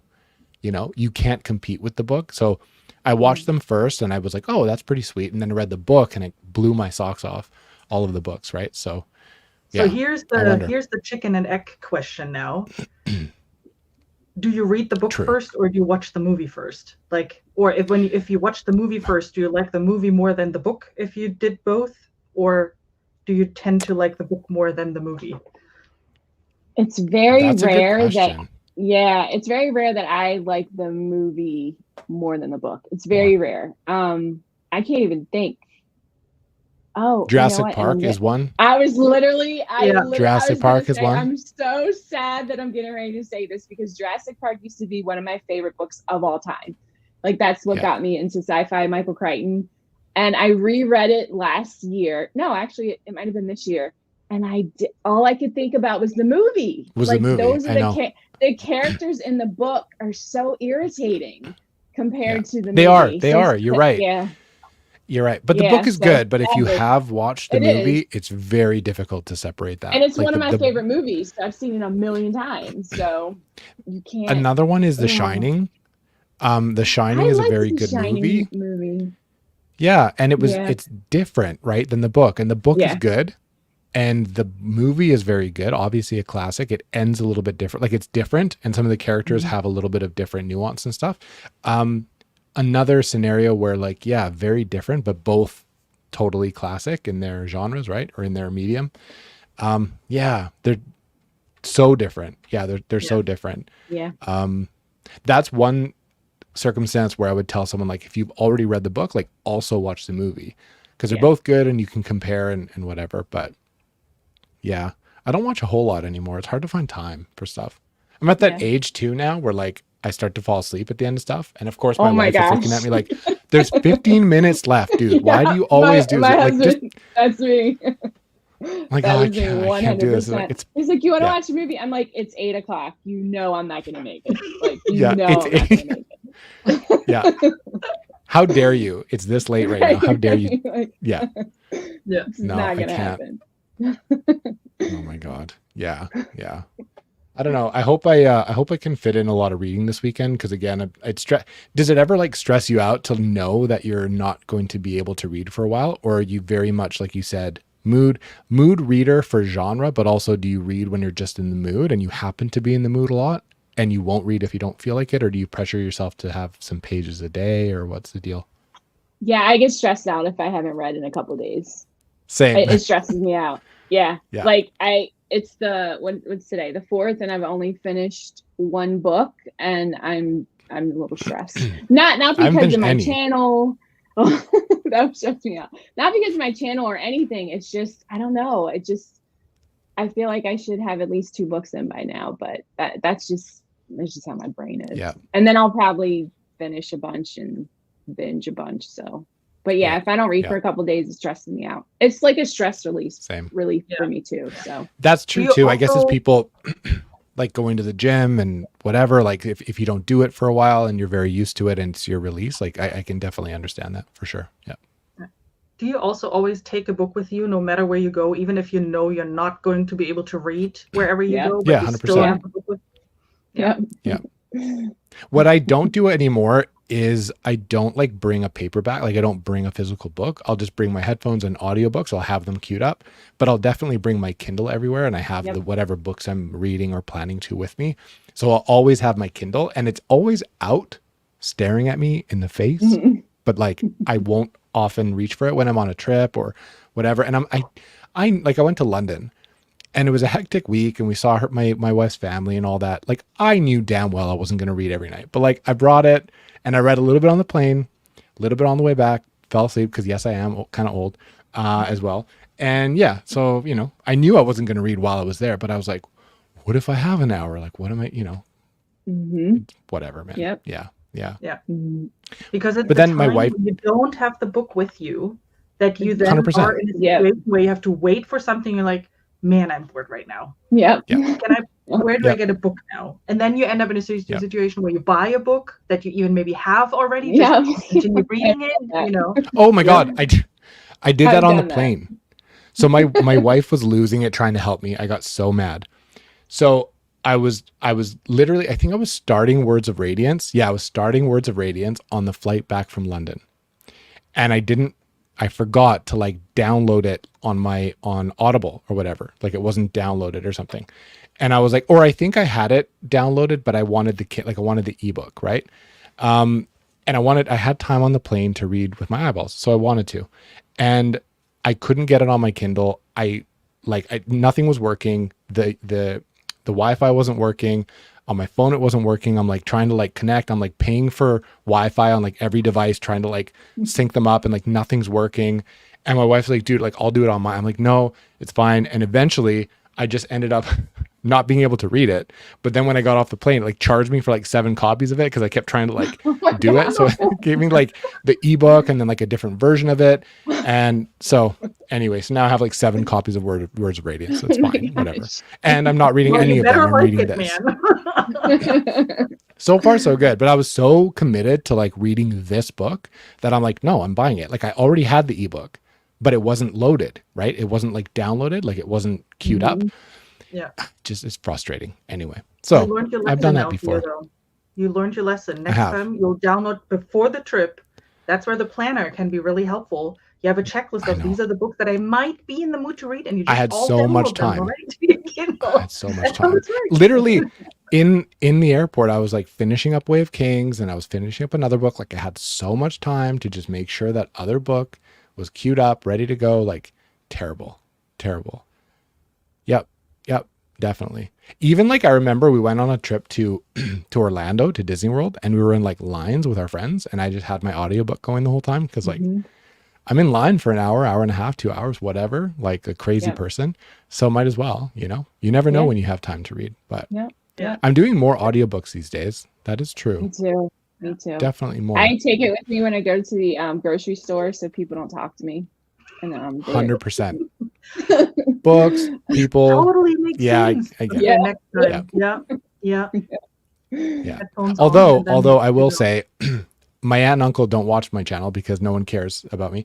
But I did bump into them one time at a grocery store, and I was on like a Teams call. So I had my like a work call, and I just had to go get some stuff. And then I literally was on a meeting, got off the meeting, started playing an audiobook. And I bumped into my aunt and uncle, and like we started talking, and I was like, oh, like I just got, and I had an hour and a half conversation by a stack of apples in the grocery store. And I was like I was like, I have so much going on right now. And some people just they don't care that you have a call or a life or a job or whatever. They just need to, talk to you, which is great. But they were family, so they get a pass. But I also know other people like that too. So, yeah, I rather want to know what all the clerks in the grocery store were thinking while you were talking for 1.5 hours with the apples. Dude, it's funny that like, I wish I was exaggerating, but it was like an hour. It was like an hour and 15 minutes. I was standing there talking to them. We had to move like multiple times. Like move our carts out of the way because we all had like shopping carts, and we just, I hadn't seen them for a while. We were catching up, whatever. The guy needed to like refill the apples. We had to like move. So that was an instance where I wish I could like pretend to talk to someone, but like still have an audiobook going, but it wasn't possible. I had to like engage with another person. So, sometimes that happens. You're welcome to download like one of those Voxer apps or whatever they are called, and then just have a bunch of your Booktube buddies on speed dial. So if you see someone around the corner, you just speed dial someone, and then sorry, I'm on the phone, and then you have someone to. Yeah, I can't. I'm having a very important meeting for sure. Yeah, definitely. Oh my God. Yeah. Yeah. I'm at a point now where the moment I buy a book or whatever, I download it immediately on my Kindle, just so I never run into the situation of my books are not downloaded on That's my a good Kindle. idea. So I have literally my entire Kindle library. Yeah. Yeah. When real life gets in the way of reading, right? Super lame. Yeah. Super lame. Yeah. Yeah. What was I going to say? I can't remember. What I was going to say. Yeah. I can't remember what I was going to say. Something about the Kindle and like downloading. Oh yeah. It was like, I have all these copies of different books. And the problem with me is I've become much more of a mood reader, and I'm looking at all the copies of different books I have on my Kindle or whatever. And I'll like literally open up and I'll like read a few words or a page, or kind of go to Goodreads, look at the synopsis, try to refresh my memory on what that book's about. And I scroll through and like can't pick something. And like, I end up buying a different book or picking up a paperback on my shelf because like none of my Kindle books, like I have so like hundreds of books on my Kindle. I'm like, I don't know what to read. It's so stupid. Why are they there then? Now you know how women feel when they're staying in their closets. Like, I have nothing to wear. Exactly the same feeling. Like, I totally get it. And you're standing there like, what are you, and my wife, like, what are you talking about? You've been scrolling books for like an hour, like pick something. Like, I don't know. Like, but then you look at the actual shelves. Yeah. Like, how many books have you not read on your shelves? Like, that's a problem. Let's not talk about this. It's not a problem, but it is. Yeah. I have not counted. I feel like it's probably more than half. Probably. So why do we do this? Why do we have like hundreds of books we haven't read, books that we've put thought in to buying, recommendations, they're beautiful special editions, or they're, series we have prioritized. And then we still literally go to the bookstore and buy a different book and then like, don't read it. Like, why do we do that? Yeah. Everyone does that. It's like a joke. I'm gonna read it one day. Yeah. I have a really good explanation, Okay. Because for me, totally makes sense. And I'm just rolling with it. So I moved to the US 10 years ago, right? Like from Germany to the US. And the only thing that I brought with me were 2 suitcases, and I shipped, I think, 1 like moving type box. I shipped that over. That's all I had. So all my books that I had all my life, I sold them, the majority of them, or gave them to friends or to family and whatnot. So I didn't bring the majority of my books. R.I.P. Yeah. And so I had to rebuy them, right? Like, that's why I had to set up. You had to. Yeah. Yeah. That's my explanation. That's not why I your go fault. to the bookstore so much, because I still haven't bought all the books that I didn't bring with me when I moved. Works, right? Yeah. Okay. I don't have a huge place, right? And this is kind of, I have books in another room and another shelf, but this is kind of like my main couple shelves, whatever. I'm at the point even now, even myself, where like I'd think twice about moving. Like, I have too much stuff. You know what I mean? Where like it would actually prevent, do I buy a bigger house for my stuff? Or do I just not move because I don't want to move my stuff? Because that would suck. Like, what do I do? Yeah. You know what I mean? Yeah. Does it stress you out to think of, like, I was watching, who was I watching? Andrew's Wizardly Reads and a bunch of other people will do like a packing video stream, live stream, whatever. Oh, I'm packing my books because I'm moving. That I would want to kill myself. Yeah. That is too much I work. love that. We're moving next Really? year, so I'm doing. Yeah, I'm gonna have to do that. Oh man, so. you got to document it. You got to like Oh, of record course, it of or do a course, live of stream course. or something. Yeah. Yeah. Yeah. I love that. Yeah. I worry Yeah. about like how heavy the boxes are going to be with Yeah. all these books in that. half Like, full. my Make them husband's going to be half like, full. "Are you kidding me?" Half But full. that's a good, how yeah. this works. So you just put them Yeah. half Yeah. full and the other half with like plushies or pillows or stuff like that, because then you can still stack them. They're protected a little bit from pressure. That's how I True. always moved. And I used to move once a year for 13 Oh, years really? straight. Yeah. Wow. Longer story. But then you have to explain to your spouse why there are visibly twice as many boxes as they think there should be. And you're like, it's fine. It's half full. It's fine. I don't have that many books. It's just half full. Yeah. or small boxes, Oh my as God. Barry is saying. Or Yeah, small just boxes. smaller boxes, and then just leave a little room for like, lighter stuff on top.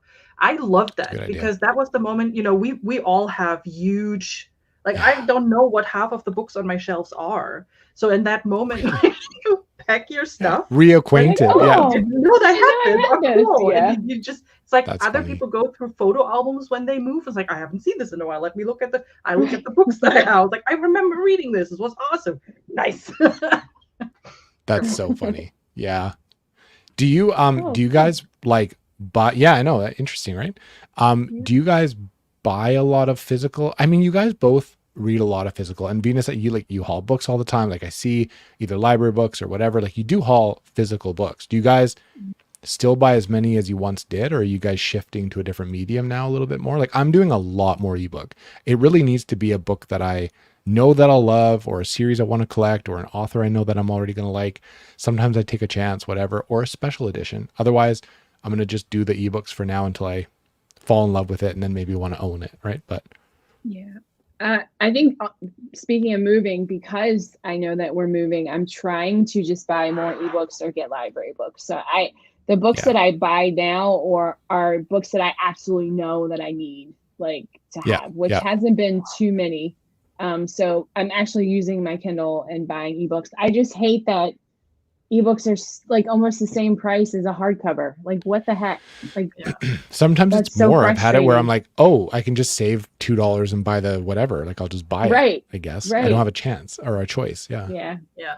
It's so weird. I know that's a publishing thing. It's not necessarily the cost of that digital item that they can Yeah. basically circulate. It's like it's the licensing and how much they need to earn with whatever. And I know it's more of a publishing thing that the author has nothing to do with. Usually the price is kind of set. And as much as it doesn't make sense to us, it kind of is what it is.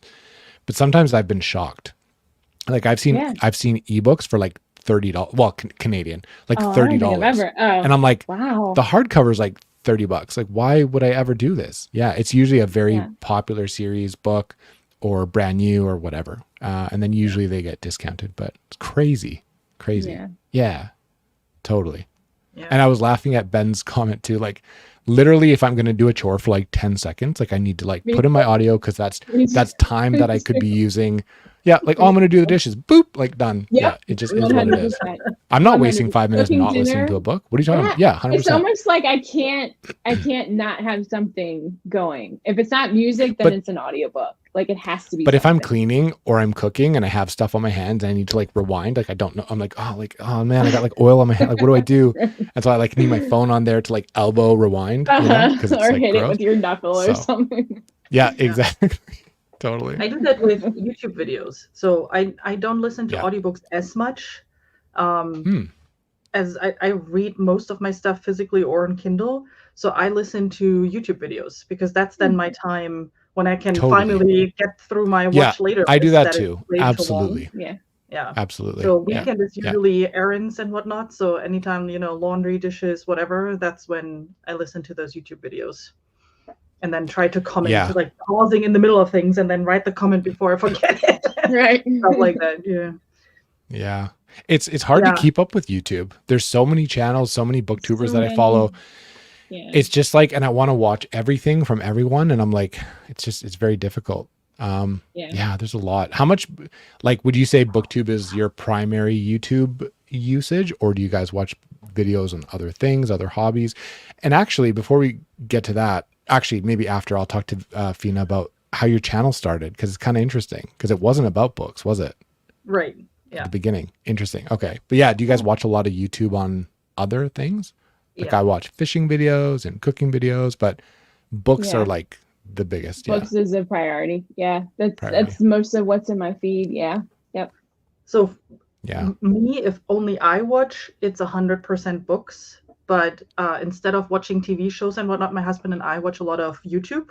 So we both are big Magic the Gathering players. So we watch a lot of Magic the Gathering related videos together. Like when new stuff is coming out, we're watching those YouTubers that do all this stuff. And then we have one cooking show that we love, which is Sorted Food in the UK, that we think is hilarious. And then we have one other channel that we watch religiously, which is The Deal Guy, where every time he comes out with new Costco, these are the Costco deals. That's the first video we watch. So that's awesome. kind of our YouTube schedule. The Deal Guy. Okay. He is awesome. Do you still, what was your channel at the beginning? Was it knitting, crafting? Journaling? What was it? Crafting. Yeah. So my content journey in general started out as I make greeting cards and art journals and mixed media and stuff like that. And I started that as a hobby shortly after I moved to the US. And then similar to how Booktube journey started, right? I got totally immersed in the YouTube world of side of things, and I watched all the big YouTubers in that niche. And then at one point I enjoyed it so much, and I had no one in my friend group or anyone that I could share that with. So I just started doing videos as well. And I did that, I don't know when I started, it was a long time, but till 2021 with the same channel. And it was actually like a side gig. I got enough money, like I was hired from companies to do educational videos, and I went on events to do like showcase their products on events and whatnot. And it was a lot of fun. And but then I had my master's while I was working while doing this, and one thing had to go, so I stopped this whole crafty thing and focused on work and my master's. And then after a while I was like, I'm missing this content making thing. Yeah, good idea. Yeah, that would be really helpful. That would be really helpful. And at that time I got back into reading a lot more again. So that's when I got into Booktube, and I started watching all those Booktube videos. And it's like, I can do that. That is awesome. Yeah. And I made the big mistake of not just creating a new channel, but rebranding mine. Don't ever do that. If you ever want to get into YouTube or change it, don't ever do that. Just start a new channel. Just start something new. Yeah. Because I just now last month, for the first time since I also started late 2021, I think, the first time I have a positive subscriber count, because I lost all my subscribers because they were interested in something else, right? They were interested in my crafting stuff. So all of these unsubscribed, but I didn't get new subscribers as fast. So I had months of minus 321 subscribers for this one. I was like, that is frustrating. So yeah, but now finally, even though you're growing subscribers for your book stuff, it's like psychologically you're like net zero, right? And you're like, oh man, like 10 people left, but 5 people came for the books, right? So exactly. That's probably tough. Exactly. Yeah, it was one of those. Yeah. But yeah, so it's finally turning around. So all is good. Yeah. Sweet. That's awesome. It took 3 years. Yeah. Yeah. What are you going to change your channel into next? No, next is like going to be a new channel. New channel. Changing again. Yeah. I learned my lesson. What I'm jealous of is, and I don't know, Venus, if you do this anymore a whole lot. I think you do, but like your reading journals. Yeah. Like the fact that you can journal and make everything so like, I think it would be awesome. The amount of time and patience that takes, I just don't think I could do it.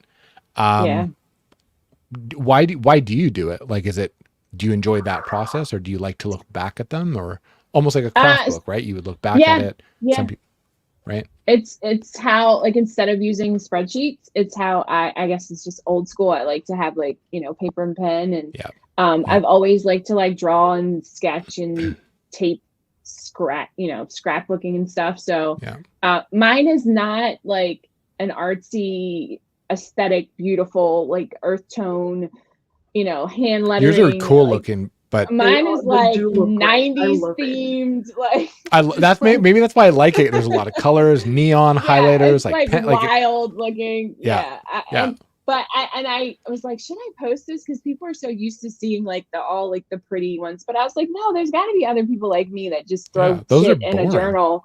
Yeah. Yeah. so Yeah. so yeah. So I was like, I'm just gonna post it because I want people to feel like if you can make a journal, it doesn't need to be like like this beautiful piece of art. I mean, it's art to me, but it's mine. Yeah. So, but yeah. I just like keeping track. That's how I keep track of stuff, and I think it'll be cool to look back on.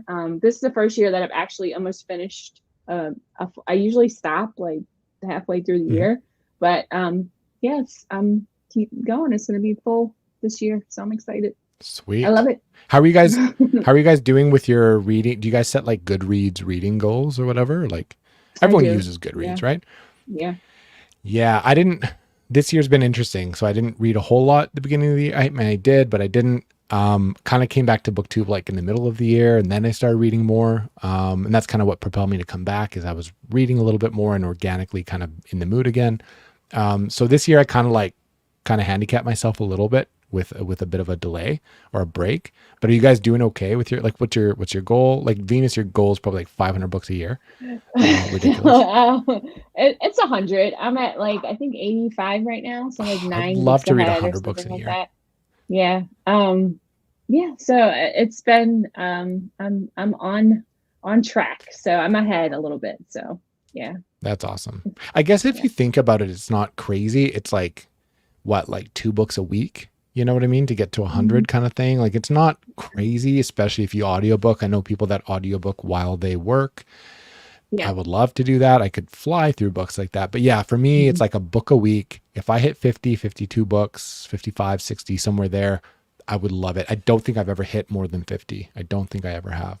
I've gotten close, and maybe I did one year. Still a lot, though. You know, the average person. Oh, I know. Yeah. Well, I mean, it's true. Books too, right? I mean, you have to think about it. Like one 300 book True. thriller is something very different than a 1,000 book fantasy. Like a thriller reads faster, first of all, so you can get through. Yeah. Nothing against people who read 200 thrillers a year, right? Like no, but you can digest them faster. It's a different type of. Yeah.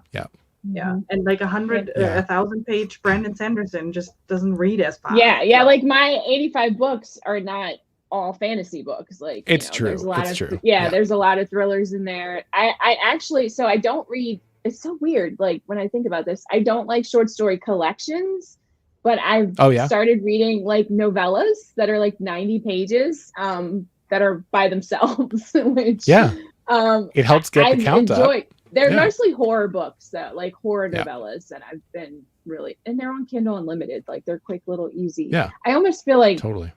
I don't feel like they really should count though, because it's not like. Of course, every page. I think they do just because we read we read big books, medium books, small. It all averages. So like at the end of the year, your average page count might be 350 pages, but that encompasses a lot of different things, right? So I definitely count them if they're like. Well, even if it's like a 12-page short story, like and I've only read one comes to mind by Ken Liu. I think it's The Paper Menagerie. It was like 10 or 12 pages, beautiful. It made me sob, but it was like 10 pages. And I counted it just because I wanted to track that I read it. But it definitely like skews your thing. I didn't really think about that. It definitely counts as a book, right? So whatever. But yeah. Do you guys do any manga, like any animated or any like visual stuff? Comics or anything? Very, very. I don't. Last year I read a couple like during this time of year, and I read like a horror Jin. I can't think of it. It's very popular horror manga, and I enjoyed it. Was it Berserk? Not that one. It was another one. No. It was actually it was a horror short story manga. Is it Juji? Yeah. I can't think of his name. Junji Ito, something that. Yeah. Exactly. Yeah. And it was okay, but it's just really manga is really not my thing. Not my thing. Yeah. I liked it. I started Vinland Saga, which is like, I don't know, Viking stuff. It's pretty cool. I liked it. I have like 4 volumes, but I haven't continued. I don't really know why. I don't know. I think it's just because That I only have so much time. It's like a series. Yeah. It's a series, but in this case, it's like I have only so much time to read that I want to read like like the books. And I always told myself the manga would be like supplementary, right? When I want to fit something extra in, I'll just fit in a manga because it's nice and I want to use a different part of my brain and visually read or whatever. I never quite get to fit in something like that. So yeah, I don't know. My brain likes to just read, Yes. first and foremost. So I don't know. Whatever. I think for me, it's also generally with those visual things because I visualize what I read. Like it's like a movie, especially when I'm really immersed in the book. It's like a movie playing in front of me, and I don't have that with comics or graphic novels or whatever. Yeah. Like I read because I want to enjoy the art that is part of that. Right. So one of the things, as an example, what I like about Comic-Con is there are a lot of independent like comic book people, authors that have their booth there in addition to indie authors and whatnot. And that is then more an art thing for me when I grab one of those, and I do that sometimes, but then I look at the pictures and how it's drawn and how the story is told in the visual manner. It's not to read the story, if that makes any sense. Yeah. But Yeah. Interesting. Yeah. What about like, what was I going to say? It was about kind of manga. Oh, about lit RPG, like different, like weird kind of subgenres like that. Have you read any, like you guys, we all like fantasy and stuff, but like, have you ventured into weird fantasy or different subgenres and like lit RPG, progression fantasy? I said weird, but not that weird, Just not like Dungeon weird. Crawl, like Dungeon Crawl. Dungeon Crawler Carl. Does that count? I am really I read that one. reading that. I liked good? it. It's here's the thing. So like even Derry loves it. Not even Derry, but like if Derry loves it, like there's something to enjoy, obviously. And what I was gonna say, it does look fun. The audiobook, if you're interested in audio, you do the audiobook. This was an audiobook that I could have bet money was done by a full cast of people. And it's one dude. And I was like, oh my God, like you appreciate Stephen Pacey and the Abercrombie ones. Like this guy does his characters so well. He's so good. What I had a problem with, and I thought, hey, I didn't think this genre would be for me, but I really enjoyed it and it was a good time. What I ended up feeling was it felt like so much of a video game in almost a very satirical way. Like you level up and you get these, it's basically a video game, but like in book form. So it's very much that way. Some of them aren't quite that in your face about it. This one is, but in a very fun way. And you find out kind of why he's in this like game kind of thing. It made me want to play a video game. Like it just made me feel like I'm playing a video game. And it was very much like that. And it just kind of put me in that mood. So it started putting me away from story reading book mood and into like video game mood in a very good way. It's just like it blurred the line too much for me. I kind of wanted my books to be books and my games to be games. This was so fun to listen to, super enjoyable. But yeah, I don't know. It just kind of like, I don't know if I can do a whole series like that. And I wonder if it changes. So not a gamer, but like loved it. Like, especially if you're not a gamer. Yeah. See, I'm not, so I don't that's not think something that I you want would to itch get. for. I think you should try it. I think you might be pleasantly surprised. And do me a favor and try the audiobook. I think you would preview the audiobook. Yeah. He literally has his like he has his like in-laws cat called like Princess like Cupcake Pumpernickel Donut Face or something. I can't remember what her name is. And it's hilarious. And she like levels up with him a little bit and gets a little bit sassy and she has her own, point of view. Like it's super funny. Like I enjoyed it. Yeah, way more than I thought I would. But I think you would love it. Fina, I don't know if you'd be sold on it. Yeah, so the thing with me with those popular things is always, especially when it's like humoristic popular thing, every time I tried something, it did not hit with me. So I've been always very, very hesitant with those overly Princess popular Donut. things on Booktube. Yeah. Where I was just like, So, but I tried other ones that I really enjoyed. So not Dungeon Crawler Call. I don't think I will read it. I just don't think. I don't know. But I've read other ones that I enjoyed. So I think what I'm a little bit like that too. The humor and the dialogue really like my cringe meter goes up pretty quick, and like I'm like, that's not funny, or that's not what even Sanderson, sometimes he'll try to be funny and I'm like, calm Yeah, down. Like there's it's a just, fine line. there's a fine line. And Yeah. unfortunately Yeah. I'm sensitive to it. But this Yeah. one was done very deliberately, very satirically, very, very funny actually. What are some good ones, Fina? Like that, if you're a little bit like that, like myself, what are some good ones to try? Because I'm So interested. I've only But read 3 so far. One okay. that is very light on the lit RPG one is same author as Gunmetal Gods. He wrote Oh, one book called Lightblade, which okay. is again similar, like Middle Eastern inspired with a little bit eldritch stuff going on. And that was my first lit RPG that I read. But after reading 2 others, that was a very light version of it. The Right. other one was Andrew Wizard is reading that too, and he loves it. Andrew Rose. Oh, I'm blanking on the name right now. Andrew Rose. On the Shoulders of Titan is book 2, but I'm blanking on the name for book 1 right now. Oh, cool. Okay. I'll get to it, but that was amazing. Yeah. And that was the typical where you like in a video game where you walk to an NPC and he teaches you something and sends you on this side quest, and then you do that, and then you meet your group, and then you do have an attack with the group that you have to take care of. And Right. it was very, like you said with Dungeon Crawler Call, very much like a game, and it made me feel like I'm playing a game, but it was very well done so that it was still entertaining as just a fantasy read as part of that.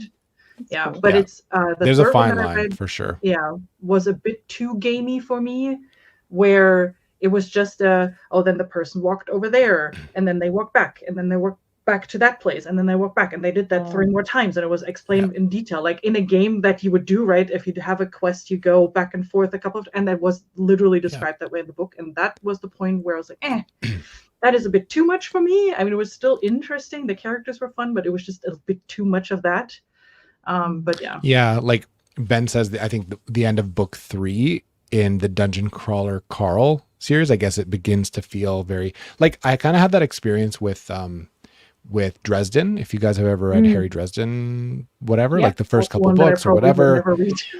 Yeah. And then it gets broader in scope and more fantasy and more in the world, and you get more invested, and it becomes more epic fantasy and more magic and more this, whereas the first couple feel very like crime noir, Monster of the Week, urban Monster of the Week, urban fantasy, whatever. And it grew on me like I didn't think they would actually. So yeah. Survive from an old age care facility. Yeah, I don't know, and I don't know if that's like, I'm trying to balance like my subgenres. Like I read book 1 in ACOTAR, like maybe I'll try a little bit more. Oh my gosh. Romantasy, and like, I don't know, maybe I kind of like want to try Fourth Wing because I'm curious, and I also want to try some lit RPGs. It was fun. Try Fourth Wing. It's a terrible book, but it was fun. Cheesy, and the writing is not, I mean, it's not like your Game of Thrones stuff, but it was a fun story. Yeah. So you liked Fourth Wing? I liked Fourth Wing. So yeah. Okay. I enjoyed it for what it was. ACOTAR was horrible. So I read ACOTAR and I hated it. It's so interesting that you say that. Okay, because ACOTAR, like, look, I'm curious. She did her job. I'm curious about book 2. Me and my friends laugh at it. We send memes to each other. We're like, we want to know what the hell's going on with these guys. But it wasn't great. Like, there were a lot of flaws, just objective flaws, right? It just wasn't good. But if you liked Fourth Wing a lot more in that genre for what it tried to do, maybe I'll try that one. I'd be curious about that one. Yeah. And I hear book 2 in that one gets very fantasy. Like it gets more fantasy, I think. Yeah. It was too long now. Was less like dumb bonus stuff, like hot for no reason. The thing on ACOTAR, okay, now that we're talking about it, the thing that bugged me on ACOTAR is the story shouldn't have even been happening at all. So I remember it starts out with her walking in the wintry forest or whatever. And over the first 50 pages, she is reminiscing about these dangerous creatures that everybody is crazy afraid of. And it's terrible. No one should ever see or talk to them. Like, it's horrible, right? This whole thing, her whole monologue is never ever and scared like hell. And everybody is scared. And for generations, and it's like ingrained in us and blah, blah, blah. And the moment this thing walks into her house, she's like, okay, I come with you. Take me with you. Let's go. Like, I know. What? I know. And, it's one of those things where like, and I joked about it a lot. And so I won't spoil anything, but I'll just say in my interpretation of why it shouldn't have happened is because she should just be dead. Like this chick should just be dead. Yeah. Like this dude should come and find her, and he should be like, hey, I'm very upset with you. You are dead. But instead, there's this whole story of like why he needs her and why whatever. But that being said, because it's a bit of a Beauty and the Beast retelling, so he needs her, right? Yeah. But then like, yeah, she just kind of goes along with it, and she's like, and she goes to live in a life of luxury, even though she was basically a criminal.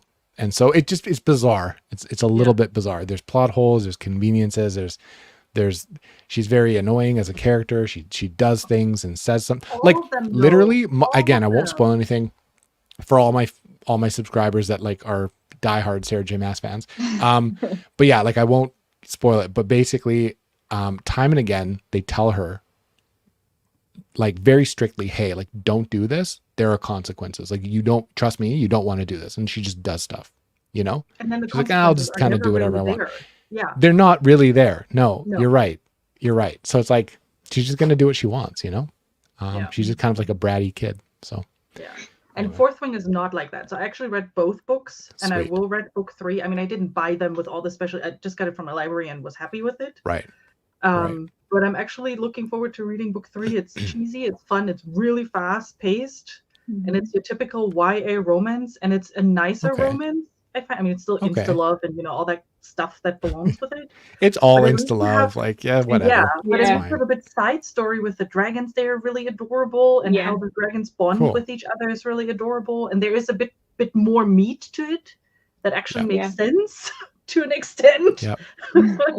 So yeah. Do you think that, you know, when we make fun of like, I don't want to make fun of the subgenre or even misidentify the genre as YA, because that can mean a lot of different things. And there are very good books in YA. But when we talk about like young characters and we talk about tropes that are specific to a younger character, younger trope, younger audience, whatever, like insta love and all this stuff, like I'm pretty sure that's how we were. Like when I was 15 and 16, I was in love with everybody immediately, all the time. It just happened. You know what I mean? Like it was instant. Like maybe that's just how it is. And we look back at it and we're like, dude, love triangle, come on. I was in a couple love triangles when I was young. You know, it happens. So it's real. Maybe it's real when you're younger. So it's like real life. But yeah, I don't know. What are some tropes that you guys hate? Like what are tropes that really put you off that you can't do? Because I have some that I love and people hate them. So I'm curious. The only one that I think of that like I literally can't stand is the evil twin, or my long lost sister cousin is the villain. Like you read the whole book and then you get to that. I hate that. It usually gets revealed. That's usually a reveal, right? Yeah. And then I'm like, are you kidding me? I can't stand that. But outside of that, I don't really have any tropes that I absolutely hate, I'll say. No? I don't think What are so. some that what are your favorites? Like are we talking romance or just in general? Just in general. Yeah. Romance is hard because there's Yeah, there I like the chosen one trope. I do too. A lot of people don't like it. I talked to Tori about this. She's like, oh my God, like chosen one. Oh my God. I like it. It has to be done well. It's often not done well, I will say. That's the thing with tropes, like, you know, but Well, that one. True. That is true. They're either done well or not. But that's my favorite. Yeah. Before Booktube, I never thought about tropes. Neither. It was that's a total Booktube thing for me. You know what? I can't even name tropes in some cases. Sometimes I read a book and there's someone, what tropes are in there? It's like, yep. Someone said the other day, she was like, I was explaining something. She was like, oh, wish fulfillment. And I was like, I don't know what that is. Like, I don't, you know, like I didn't really think about this stuff.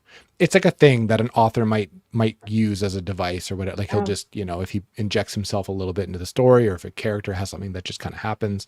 Yeah, there's a couple interpretations of it, but yeah, little things like that I never really thought about. You're right. It is a Booktube thing. Yeah. Very interesting. And I still have an issue when I do book reviews and whatnot. And I'm writing up because I'm a script writer, right? Otherwise I ramble along for half an hour and no one listens to me after 5 minutes anymore. So I'm starting to write up like, okay, what's the book about? And then what are special things you should know about it? And every time I sit there like, what trope was used here? I don't know. Chosen one is an obvious one. I could figure that one out, right? But there are just some things we'll sit there and it's like, I couldn't even tell you what that means. Yeah. Yeah. Yeah. Yeah. Like, Just so let me Ben read is the saying, book. yeah, just let me read a book. I don't want to think about the themes sometimes, the tropes, the whatever, the metaphorical, whatever. Like, yeah, Faithful and the Fallen is fun for that because it's really, Agreed. the chosen one is done very well. Yep. I also like the orphan farm boy that goes on a quest. I like the I do underdog too. story, that kind of stuff. I also like, I don't know if this isn't a trope, but it's more like a theme or like a thing, but like found family and like platonic friendships I really like. The Reluctant Hero. Yeah, Reluctant Hero is a good one. Oh, I like that too. That's where I'm saying, I it's like, do okay, like, how do you define, how is a reluctant hero different than a chosen one? Please define. yeah, that is true. That maybe Derry can define it because I can sort of apply that to most of the same ones. So yeah, So, very true. but there's Well, no, so really quick, there's no conversation with me if I don't talk about Green Rider. If you two are fans of the Chosen One trope, the Green Rider series has a phenomenal Chosen One storyline. oh It is really? not perfect. It is heavily inspired by Tolkien.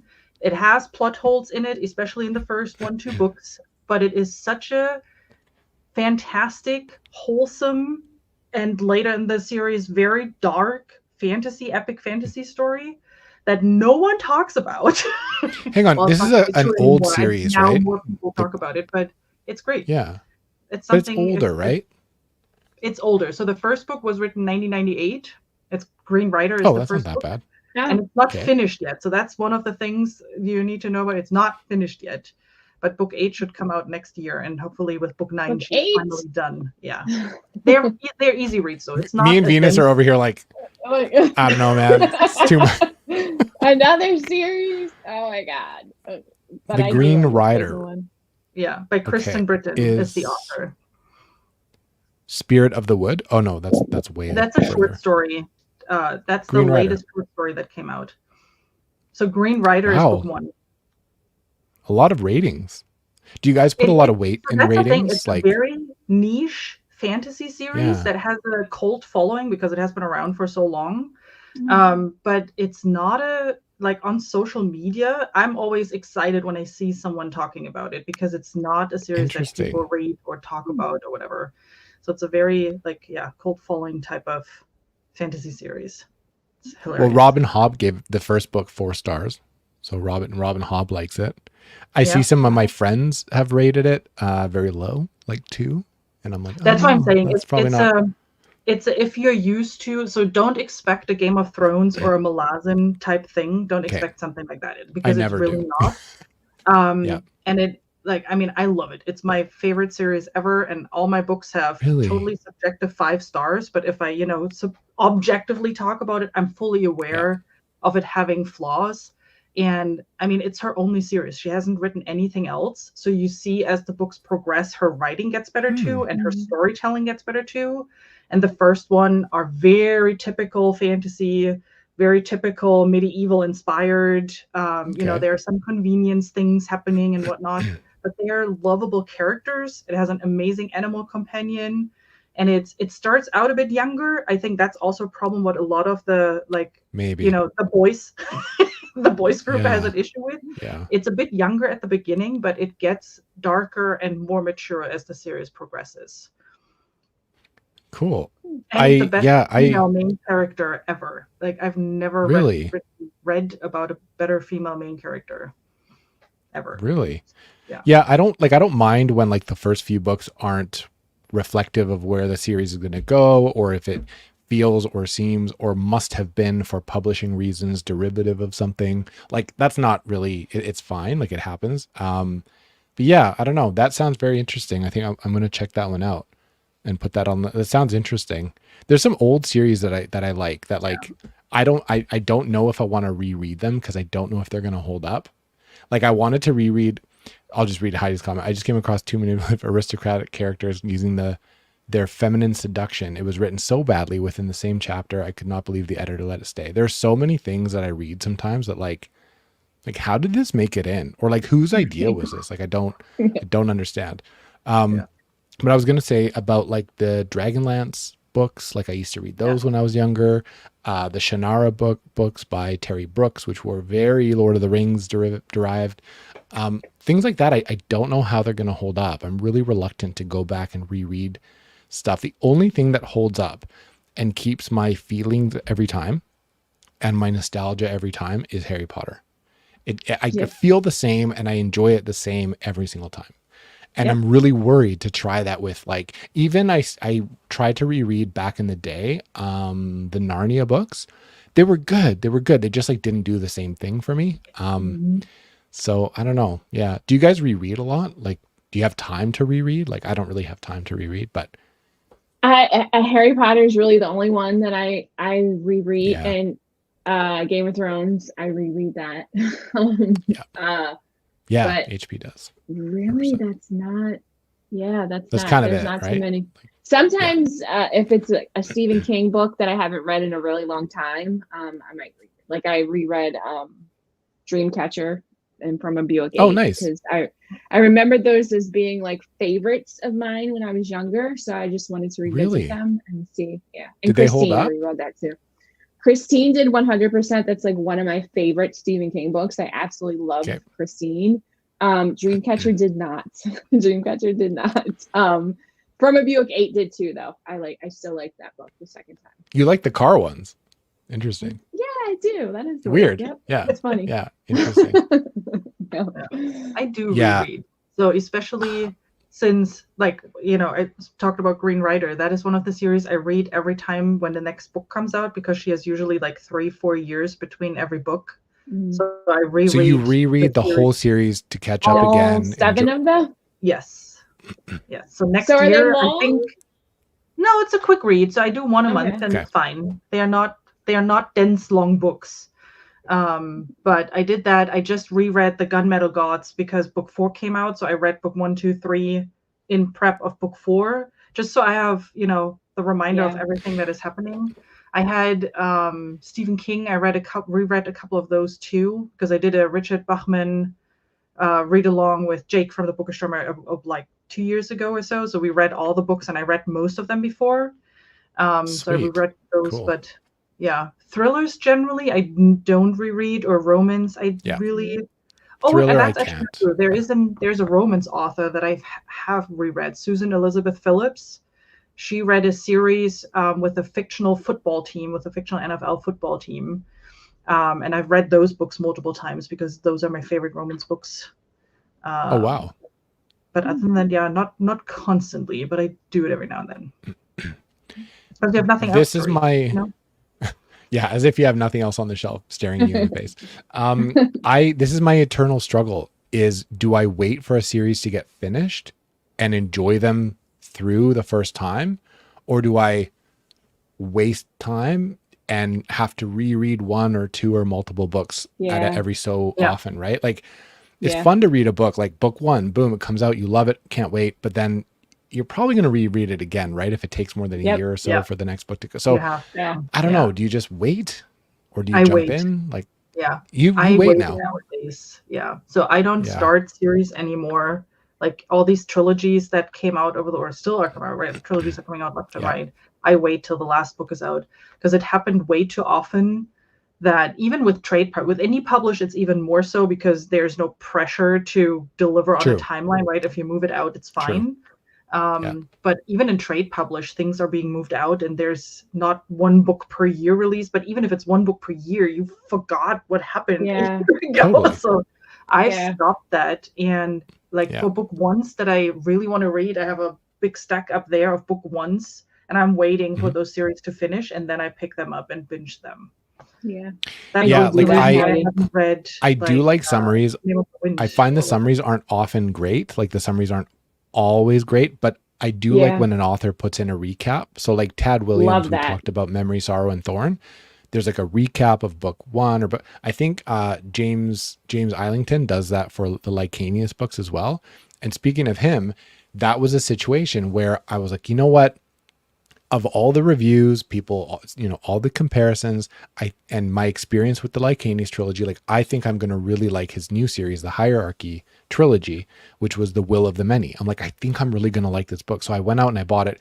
And of course I go out and I buy a hardcover, and then they changed the cover and the series, and now I had to buy the special edition from Broken Binding, but I don't want to talk about it anyway, because that's going to be the new look of them, right? Which is also kind of sexy, but still. But of course, the like one hard book that I buy here and there, of course, they're going to change it, right? But anyway, I read it and I loved it, and it's like on deck for being a favorite of the year. Like I loved it, and I may not have picked it up if I was like, I'll just wait for the trilogy to be done, right? I couldn't wait, and I like with conviction will enjoy rereading that when the next one comes out, or maybe if the third one comes out, I'll just reread maybe 1 and 2 into the third one. I'm not sure, but that was a situation where I jumped on it when it came out. I was a little bit late to it. I think I read it later on in the year that it came out, but I loved it. And so I'm glad I did it, but I don't know. I have anxiety when things aren't finished or wrapped up, and I have anxiety about thinking about the time commitment of rereading. I'm like, I want to try to avoid that, because I'd rather reread a favorite that I've already read, like just for fun, right? Another completed series, whatever. But I don't know. Basically, the whole story of this live stream is that we're all old. There's not enough time in the day. No one has enough money. None of us have actual friends. Right. Yeah. Wait, you are not my friends? We are all friends. You know, I have made so many good friends on Booktube. It's kind of crazy. It's been super nice. Like do you guys still feel fulfilled by it? Like, is it, what's your favorite part of it? Yeah. We've gone 2 hours. Let's end it with like, what's your favorite part? Is it this stuff? Is it the reading stuff? Is it the discussions? Like, is it just you recording yourself? Like, what's your favorite? No, I hate recording. That's like my least favorite. I love editing. I can't stand sitting down and recording. I like editing too. Yeah, it's like my favorite. I have to do a 14 book wrap up tomorrow. I'm not looking forward to that. But my favorite is the community and getting to talk about all these books and everything. Like totally. That's what keeps me doing it. This is a hobby. I'm not going to try to make I'm not going to be a full-time booktuber. Like, none of that's not going to happen, but I do it because I love it and I enjoy it. And the second that I don't, I'm just going to stop and keep reading on my own. Yeah. So. Yeah. Absolutely. Same, Fina? Community. Yeah, absolutely. The community. I love, like, I'm on various Discords. I love chatting with people. Like I write books in my comments in YouTube because we start conversations about things with the people. And it was like, I love this so much. Or just, hitting someone up randomly via, an instant message like, hey, I heard you talk about this in the video. I need to talk with you about that. And people are generally open when you do that and not like, what is this weird chick doing here? Are you, it's definitely that. And you definitely always find people who've read the book that you want to rave about right now. And you find someone somewhere that then raves with you about it. And that's the best feeling ever. Yeah. That makes you feel less weird for loving ACOTAR. Just kidding. Or they come to you and say that they loved a book that you recommended. I love that. I love that. Oh man, when that happens, like I feel like it's a win. I'm like, sweet, I nailed it. You know what I mean? And the coolest thing is when you read, like when you recommend a book that you didn't like or whatever, like, but you just recommend something thoughtfully for what someone else might like with, less concern for like what your own taste is or whatever. You try and like really match to the person. And when it works, even if you didn't like it, like that's a cool feeling too. But that's all I got. We've gone about 2 hours. It's Friday night. I know none of us have anything fun planned. Way past my bedtime. Like I fell asleep twice during the stream. So it's like 10 o'clock not over because here, of you. People. So I think with that, maybe we'll just thank everyone for hanging out and watching. And if you catch the replay again, leave me a comment, let me know. I want to thank Venus and Fina. Go check out their channels are going to be linked down below. I might not have gotten to it yet, but they'll be in the description. So go ahead and check them out. Really good content, better than mine, varied taste. They know what they're doing. And if you want recommendations, they would be where to go. So that's all I got. Do you guys want to say anything before we go? Other than have a good weekend? Thank you for having us. Thank you. No problem. I hope to talk to you guys. We'll talk more soon. I think we're doing a buddy read, Fina, later on. Venus, I want to read a little bit with you. We'll talk more soon like we always do. But for now, on the live, we'll say goodnight and have a good weekend. See you guys. See ya.